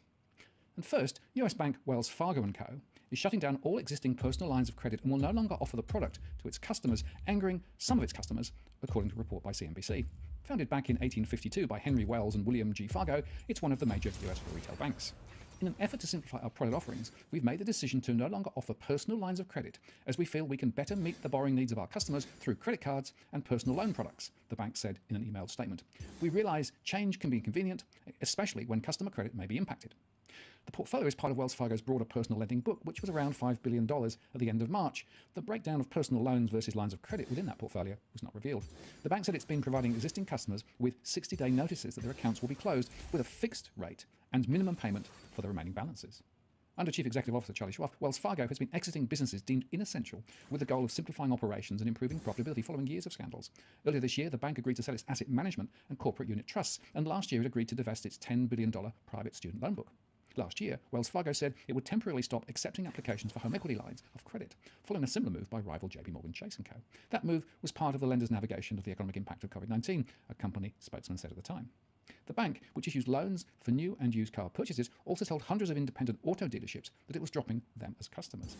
The existing personal lines of credit, mostly revolving credit lines, which typically let users borrow somewhere between $3,000 to $100,000, were pitched as a way to consolidate higher interest credit card debt, pay for home renovations, or avoid overdraft fees on linked checking accounts. When it was offered, the credit lines had variable interest rates ranging from 9.5% to 21%. Wells Fargo recently reviewed its product offerings and decided to discontinue offering new personal and portfolio lines of credit accounts and to close all existing accounts, the bank said in a 6-page letter. The move would let the bank focus on credit cards and personal loans. Wells Fargo CEO Charles Schwab has been forced to make difficult decisions during the coronavirus pandemic, offloading assets and deposits and stepping back from some products because of limitations imposed by the Federal Reserve. In 2018, the Fed barred Wells Fargo from growing its balance sheet until it fixes compliance shortcomings, which were revealed by the bank's fake accounts scandal. The asset cap has ultimately cost the bank billions of dollars in lost earnings based on the balance sheet growth of rivals including JP Morgan and Bank of America over the same 3 years, according to analysts. With its latest move, Wells Fargo warned customers that the account closures may have an impact on your credit score. That's according to the frequently asked questions segment of the letter. In another part of the FAQ, it asserted that the account closures wouldn't be reviewed or reversed. We apologise for the inconvenience this line of credit closure will cause, the bank said. The account closure is final. Senator Elizabeth Warren, a frequent critic of the banking industry, denounced Wells Fargo's decision to pull back on the credit lines. Wells Fargo didn't directly answer questions as to what role, if any, the Fed asset cap played in its latest move. But a Wells Fargo spokesman did say, "We realise change can be inconvenient, especially when customer credit may be impacted," adding that it was committed to helping each customer find a credit solution that fits their needs. Customers have been given a 60-day notice that their accounts will be shuttered, and remaining balances will require regular minimum payments at a fixed rate. Now, this move may at first appear to be a strange one, given the banking industry's need to boost loan growth. After a burst of commercial lending during the early days of the pandemic, loan growth has been hard to muster. Corporations have used money raised in stock and debt issuance to retire bank credit lines, and consumers stuck at home and had fewer reasons to use credit cards. In fact, last year, big banks experienced the first aggregate drop in loans in more than a decade, according to Barclays Bank analyst Jason Goldberg. Of the 4 largest US banks, Wells Fargo saw the worst decline. After banks saw that borrowers held up far better than they'd initially feared, the industry recently began marketing new credit cards with large sign-on bonuses in an effort to boost lending. Wells Fargo doesn't disclose how many customers use the credit lines that it's eliminating, but it had $34.9 billion in loans in a category called Other Consumers, as of March, which was 26% lower than the year earlier period. Now, Binance is one of the biggest firms in the global fintech industry, and Binance US is currently one of the biggest digital currency exchanges in the US. But over in the UK, customers from a number of major banks will no longer be able to send funds from those accounts to Binance, which has been banned from operating in the UK. Barclays stopped payments to Binance on Monday, and NatWest said that last week it had blocked payments to, quote, a small number of cryptocurrency asset firms where we have seen particularly significant levels of fraud-related harm for our customers, without naming accounts. And on Thursday, Santander joined Barclays as the latest British high street bank to block retail customers from sending money to Binance. The bank notified customers that it would stop payments from their accounts to Binance wherever possible, starting from Thursday, but would still allow them to withdraw cash from the exchange. Keeping our customers safe is a top priority, so we've decided to prevent payments to Binance. In recent months, we've seen a large increase in UK customers becoming the victims of cryptocurrency fraud. The decision severs another link between traditional financial institutions and the International Crypto Exchange, which has faced questions from regulators about its compliance standards. HSBC also banned clients from buying MicroStrategy stock on its trading platform due to its exposure to Bitcoin. With complaints of crypto scams soaring, UK banks are taking an increasingly hostile stance towards crypto assets.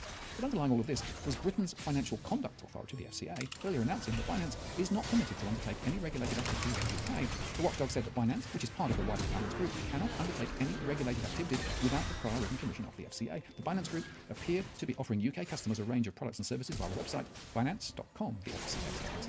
No other entity in the Binance Group holds any form of UK authorization, registration, or license to conduct regulated activity in the UK, the FCA statement said. The move suggests a crackdown on the cryptocurrency industry due to concerns of its potential role in illicit activity, and comes at a time when Binance has come under scrutiny from regulators in many places. Bloomberg reported last month that the US Justice Department and the Internal Revenue Service, who probe money laundering and tax offences, were seeking information from those who may have an insight into the business. And meanwhile, the German financial regulator BaFin also warned in April that the exchange risked being fined for offering digital tokens without an investor prospectus. Binance had previously stated that it takes its compliance obligations very seriously and is committed to following local regulatory requirements wherever we operate. The UK's Financial Conduct Authority has also issued repeated warnings that investors in crypto can lose all of their money. At first sight, the Financial Conduct Authority's move to bar Binance from operating in the UK will have little impact. After all, it won't stop the company's many UK customers from using its exchange, which is based in the Cayman Islands, to buy and sell Bitcoin and cryptocurrencies. Nevertheless, the FCA is sending a strong signal that is worried about the dangers of investing in cryptocurrencies in general, and they want all these cryptocurrency exchanges to register because it's concerned about their potential use as a cover for illicit activity, and it wants consumers to be very careful indeed. As well as forbidding Binance from setting up an exchange in the UK, the regulator is ordering its UK division to stop any form of advertising. And more significantly, it has to show the FCA that it has stored records of all its UK customers ready to be handed over if necessary. And there's a message to UK consumers to check whether any crypto company is registered with the regulator, and if it isn't, to consider withdrawing their assets. The FCA can't stop people from trading in cryptocurrencies, but it has got out its biggest red flag and is working vigorously. This isn't the first time Binance has come under scrutiny by regulators over its global operations. The exchange is under pressure from authorities around the world over its sprawling crypto operations, including a criminal complaint in Thailand and regulatory scrutiny in Canada, Japan, and Cayman Islands. In the US, one of the firm's entities, Binance Holdings, has been subject to a probe by the US Securities and Exchange Commission, specifically by its officials dealing with money laundering and tax offences, according to Bloomberg. The SEC issued a similar warning to US consumers in April about the platform. And recently, Binance announced that it was pulling out of Ontario, Canada, after the Ontario Securities Commission accused it and several other crypto trading platforms of failing to comply with regulations. And Japan's Financial Services Agency warned Binance for the second time in 3 years that it's operating in the country without permission. Binance said that it would no longer be able to deposit funds through one of Europe's main payments networks, the Single Euro Payments Area, the SEPA, because of, quote, events beyond our control. And Binance has also stopped providing sterling deposits through a big UK payments network, Faster Payments, that provides quick transfers between the country's banks. One service Binance offers is the ability to use local currency to purchase digital currencies, known as fiat on-ramp in the industry. In mid-June, Binance's US partner, Silvergate Bank, decided to stop processing US dollar deposits and withdrawals for the firm, according to CoinDesk. And while the crypto exchange says its entities are not all connected to it, which is a handy tactic for avoiding regulatory problems, the real problem with cryptocurrency exchanges, of course, is that they're still centralized, in that there is still a central authority that takes custody of the user's money almost like a bank. Of course, this is counter to what cryptocurrency and blockchain technologies were designed to do, and perhaps all exchanges should be totally decentralized, which would enable users to have complete control over their digital coins. In an open letter published on Wednesday, Binance CEO ChangePan Zhao said he viewed more regulations as positive signs as an industry is maturing and hoped to reiterate our commitment to partner with regulators. Now, both Wells Fargo and Binance begs a bunch of wider questions. On one hand, are banks being too high-handed, suddenly withdrawing credit services or payment services in the interests of their customers? Or is there something else going on here? Are they being lent on by regulators? Or is this part of a broader question about the future of financial services? It's probably all of those. But to me, Wells Fargo is more a local issue in the US simply because of their strategy and their available access to capital. Whereas the UK developments with Binance is much more significant insofar that there is clearly a rising tide, and that tide is being driven by regulators who want people, one, to understand that cryptocurrencies are highly risky, and two, to understand that non-regulated entities are unable to offer services. That, of course, implies centralized regulation and control, and that, of course, is anathema to cryptocurrencies. But the bottom line for me is this. The question we should be considering is how much of a duty of care does banks have to their customers? And when they make decisions, quote, on behalf of their customers, unquote, and there are ramifications, what obligations should they have? And what about the impact on those individual customers who might be quite happy to transfer funds to a crypto exchange or were relying on the withdrawal of credit from a revolving credit facility? In both cases, it seems to me that once again, revolving banks are credit being facility. high-handed That's a trigger word. and are not really considering Don't tell me that of word. their decisions on their customers. But there again, Facility types. nothing new there, you might say. And finally, I will just underscore again that the world of cryptocurrencies remains highly volatile, highly risky, and if you are involved in transactions to non-regulated entities, wherever they may be, the chances are you will lose your money. That is just the nature of things. I'm Martin North from Digital Finance Analytics. Many thanks for watching, and I'll see you again next time.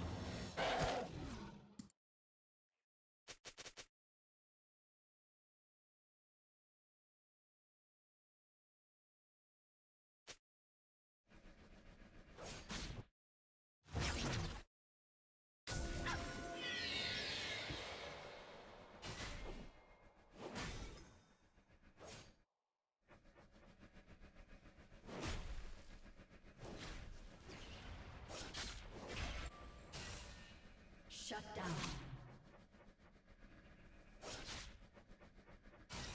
Revolving credit facility.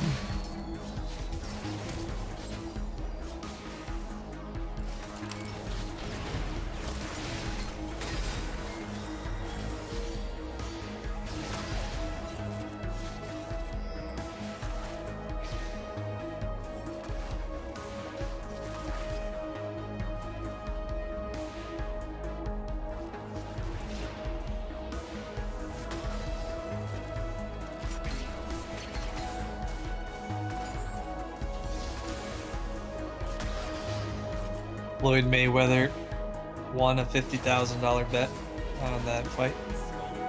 Tonight? And huh? Tonight? How?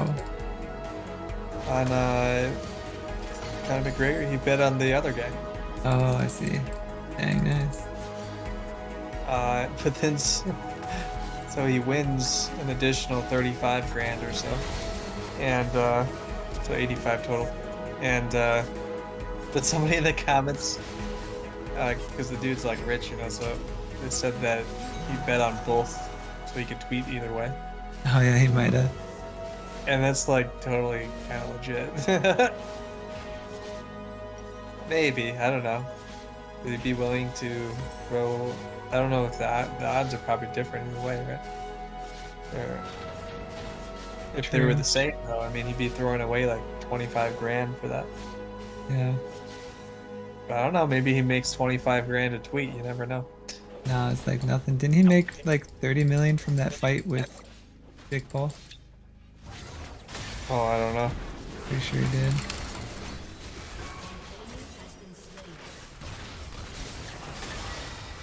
Did he like take it easy on him, or because I heard it lasted a long time, like it went through the Yeah, it whole was fight or something. Definitely just a for show fight. Hey, if it makes money, it makes money. Yeah, I guess so. Huh? So I was thinking about it, like, what was he gonna do? Like, knock him the fuck out and give him a huge injury? Like, you know, the other guy, like, Jake Paul needs to be able to make money still too, you know. So like, I don't know. I don't know how that stuff works. Maybe it's just like an accepted thing. So Floyd Mayweather just only fights easy opponents because he makes more money, and he said, "Why would I fight somebody hard when I can get paid just as much or even more to fight someone easy, right? Just for fun?" He's just kind of self-admittedly just there for show. Yeah. I don't know how old he is, but at a certain point, you'd think like you wouldn't really want to risk getting hurt anyway, or at least less risk.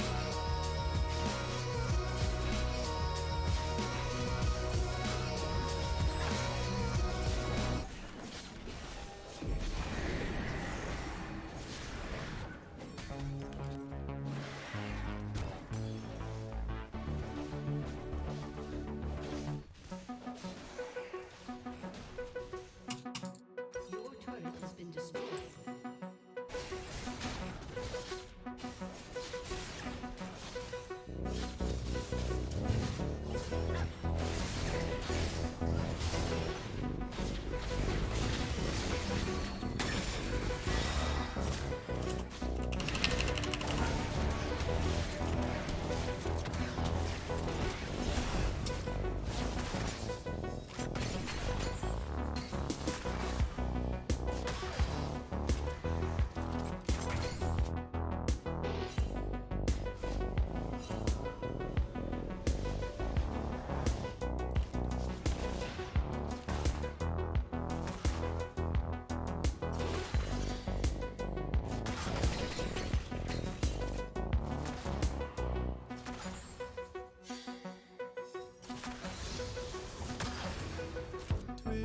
Dude streaming Toontown online right now.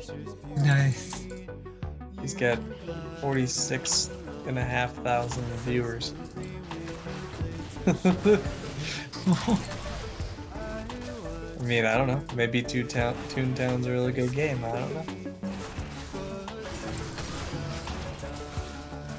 And the next listing is some guy streaming science and technology with 11 viewers. Priorities, man. Right.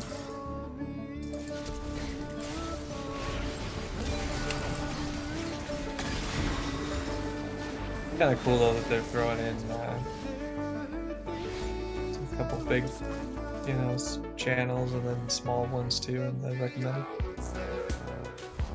Yeah.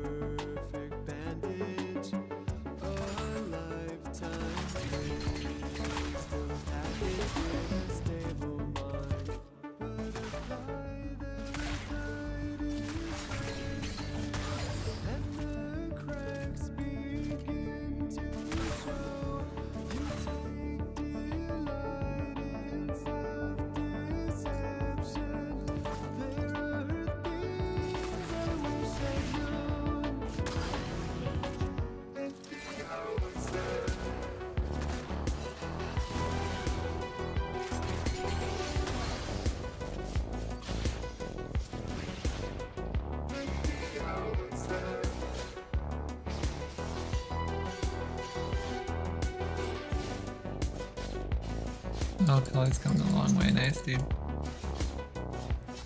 Huh? So Cully wants to gank, but he's just like dawdling over there.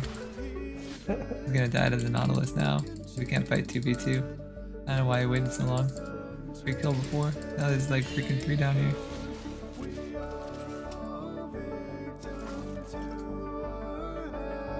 The guy's fed, like 5 and 2, he's super fed as well. Like we could have just got that and got out.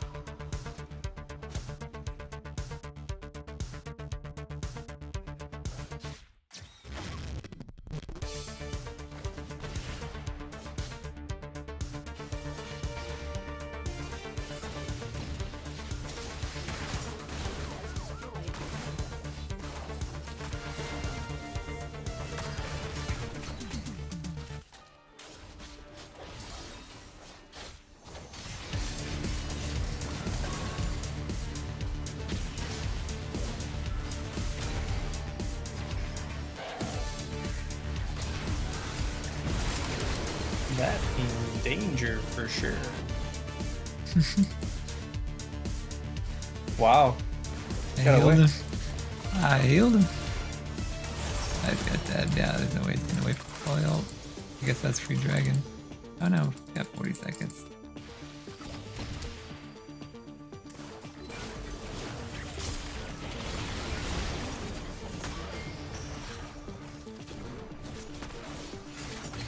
I don't get why the opponents like tried so hard during lane phase just to lose anyway. Like, what are they doing? It's full apart on our fed Akali and Graves. They don't even give a shit. Like, guys are trying so hard before this guy's dead too. Come on, team. Get in there, Akali. Get in there, Akali. Come on. Thinking about it. Yeah, he's got no ult, so he doesn't want to. I mean, he's got the lifesteal thing though. I feel like he could've. I guess now we just take our free dragon and go. Easy wins.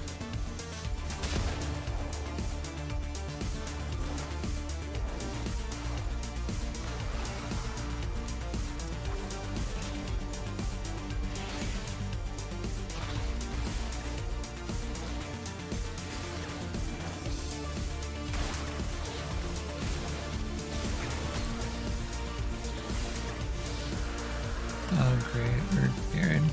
Split pushing. That's no fun. Seems like they upgraded the art for the dragons, huh? Yeah, they look pretty cool now. Yeah. What's next? I guess Baron. I want to catch this wave bot.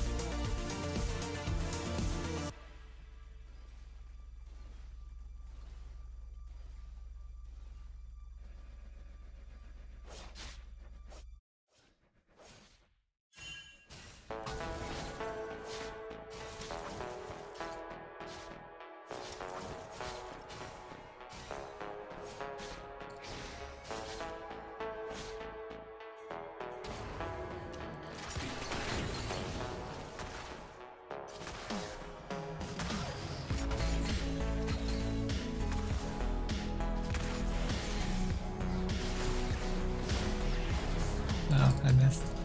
Yeah, he was a standing still. I can't even get him out.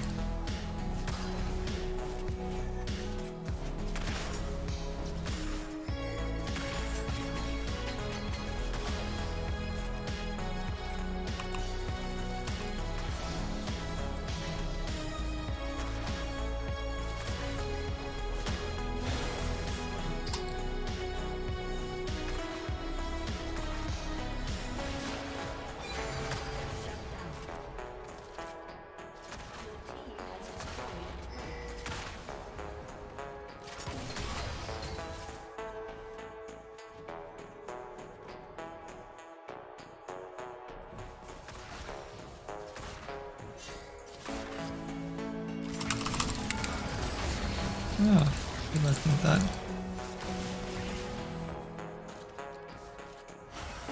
Oh.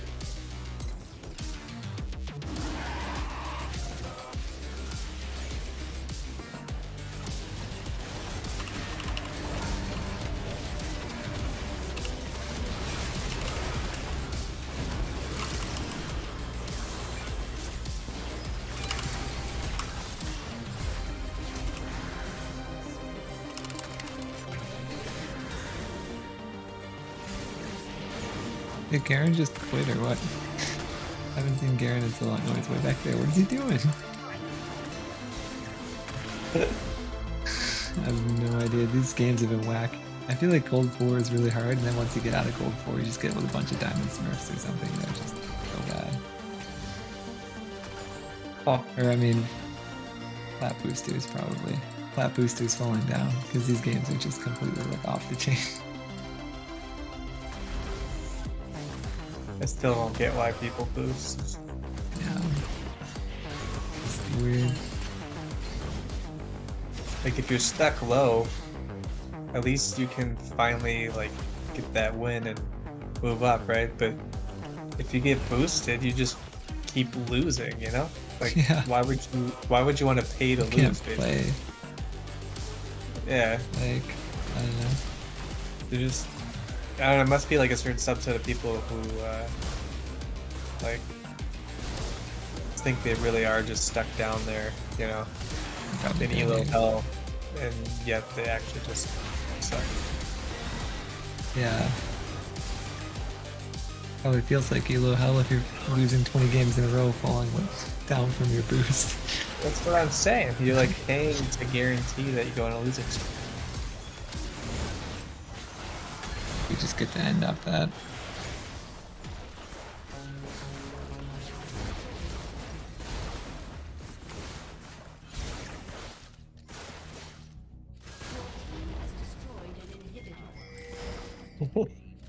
Funny because it like hurts and helps the game. Or well, actually, this is a free to play, so I don't even get it.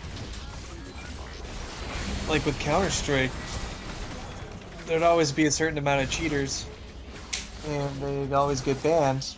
But the game was like $10, so they just buy a new copy and keep cheating, you know. Yeah. And it's kind of annoying, but at the same time, they're like funding the continued development of the game. So it's kind of like, you know, the game keeps coming out with new content, which is cool. And the people paying for it are the ones who are breaking the rules. So I don't know. It's not exactly like a win-win, but at least you get like some return from that.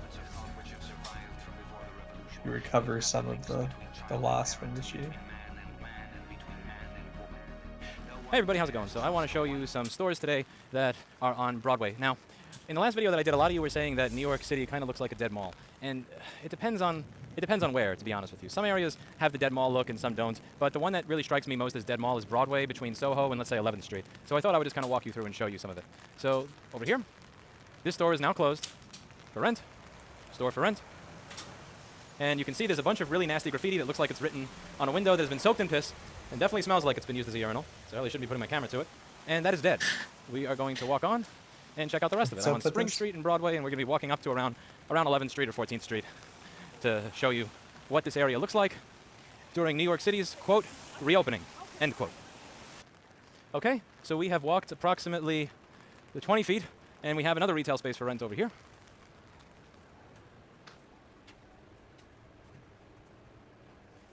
Some graffiti and scratches on the window.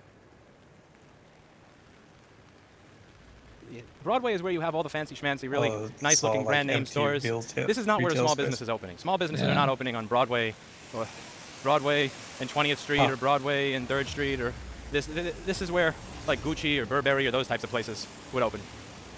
So we've walked about 10 steps and we have another closed business right over there. I'll show you the inside of it. And we also have one over here. And there's another one over there. So here, I'll show you what we got over here.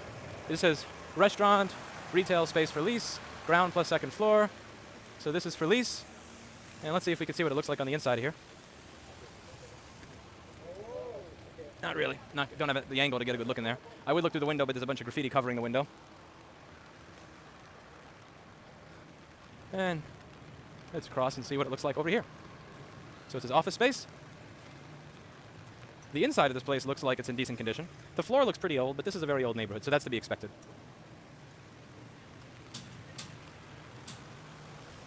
Ooh, this says move-in ready. I can't wait to see what they call move-in ready.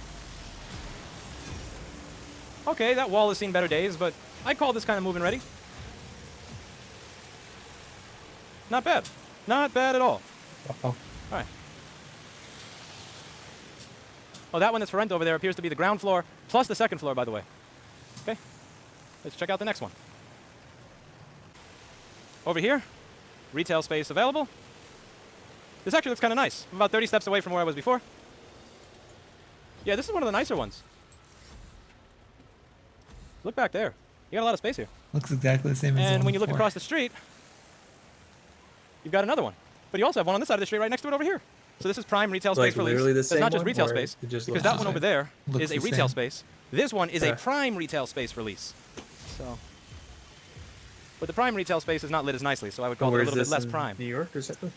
Yeah, New York. See what we have across the street over here in a Soho, minute. I think. Actually, before I have time to cross the street and look at that one, I can just walk right over here because there's another store for rent on this side of the street. Right here. You take 10 steps and there's another dead business. I can't see inside because it looks like this is a tinted window or covered with something. But what I can see is that someone scraped what looks to be a letter in the glass and they scratched it in there with what looks like a key or a razor blade. Very, very nice of them.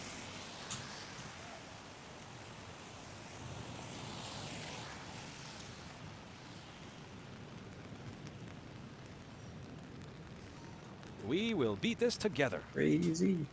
We will beat all of the businesses in this neighborhood to death together. All right, store for rent. This is honestly gorgeous. This looks like it'll probably be $75,000 a month or something like that. I'm curious what this is renting for. If anybody has an idea or can look up a price. This looks way too nice. Like the lighting is already set up over there. I wonder if Yeah, that's really nice like, under the column lighting.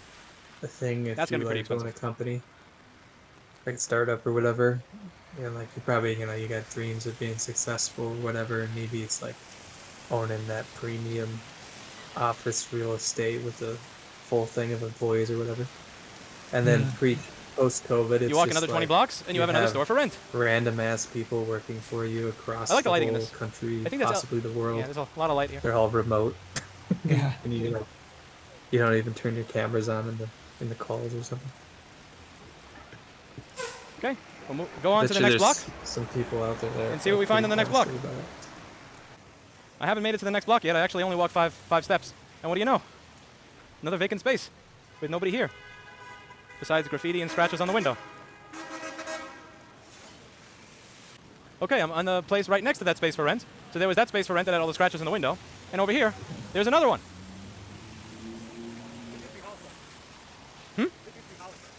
This used to be a Hollister.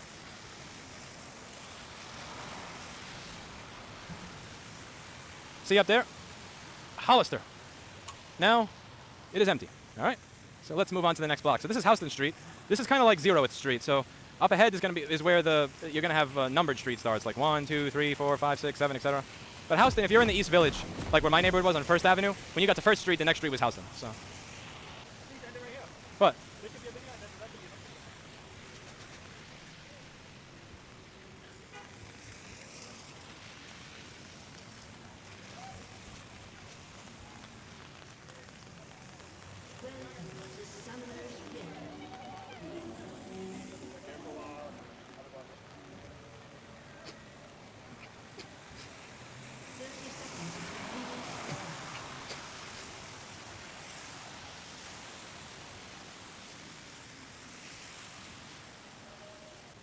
Okay, we have another space over here. NoHo Soho Prime. Typical window. It's got a bunch of adhesive. It looks kind of dirty.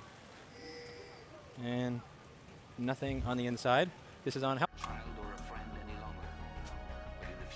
Oh, I think I should probably go to bed. Yeah. Trying to roll back my my waking hours by a couple. Nice. I'll catch you tomorrow. Let me know if you get your Git login. Yeah, sure. I'll talk to you. Yeah, see what happens. Alright, man. I'll see ya. All right. See you, dude.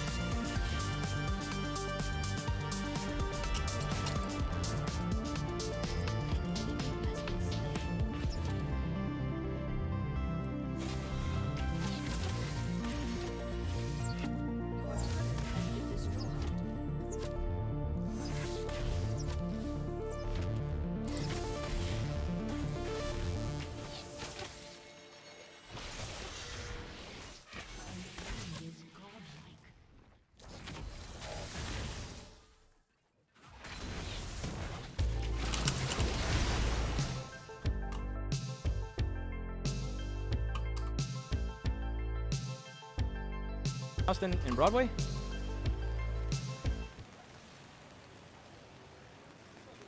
Here we are on Broadway and Bleecker. Kariloha Bamboo, approximately 1,500 square feet. Lots of emphasis on the approximately. It looks like this window has been cracked and is left cracked, and it also has that general pissolor over the top of it. This is on Bleecker and Broadway, and we'll keep walking, see what we find. All right, we are on Bleecker and Broadway, and over here we have another space release at 650. And if you go right across the street over here, that's sunny, but when you go right across the street, something that you'll see is another place available. Right here, retail space available, 3,000 square feet. This space is about the same size as my current store, which measures 2,250 square feet. Yeah, so look at that side of the street. You have retail for lease over there. And then right in front of it, you have that retail for lease over there. And then right over there, where Sunny is walking, there's another one. And this is Broadway. This is supposed to be the top of the line real estate in New York City, right over there where it says retail space for lease. This is top of the line real estate in New York City. This is the most sought after, most in demand, most expensive, and every other one of them is empty. Right over here, we get to the corner on Bond Street, and on Bond Street, we have another one. This is gigantic. This looks like it's like 4,000 or 5,000 square feet over here. This is huge. And on the inside of it, totally empty.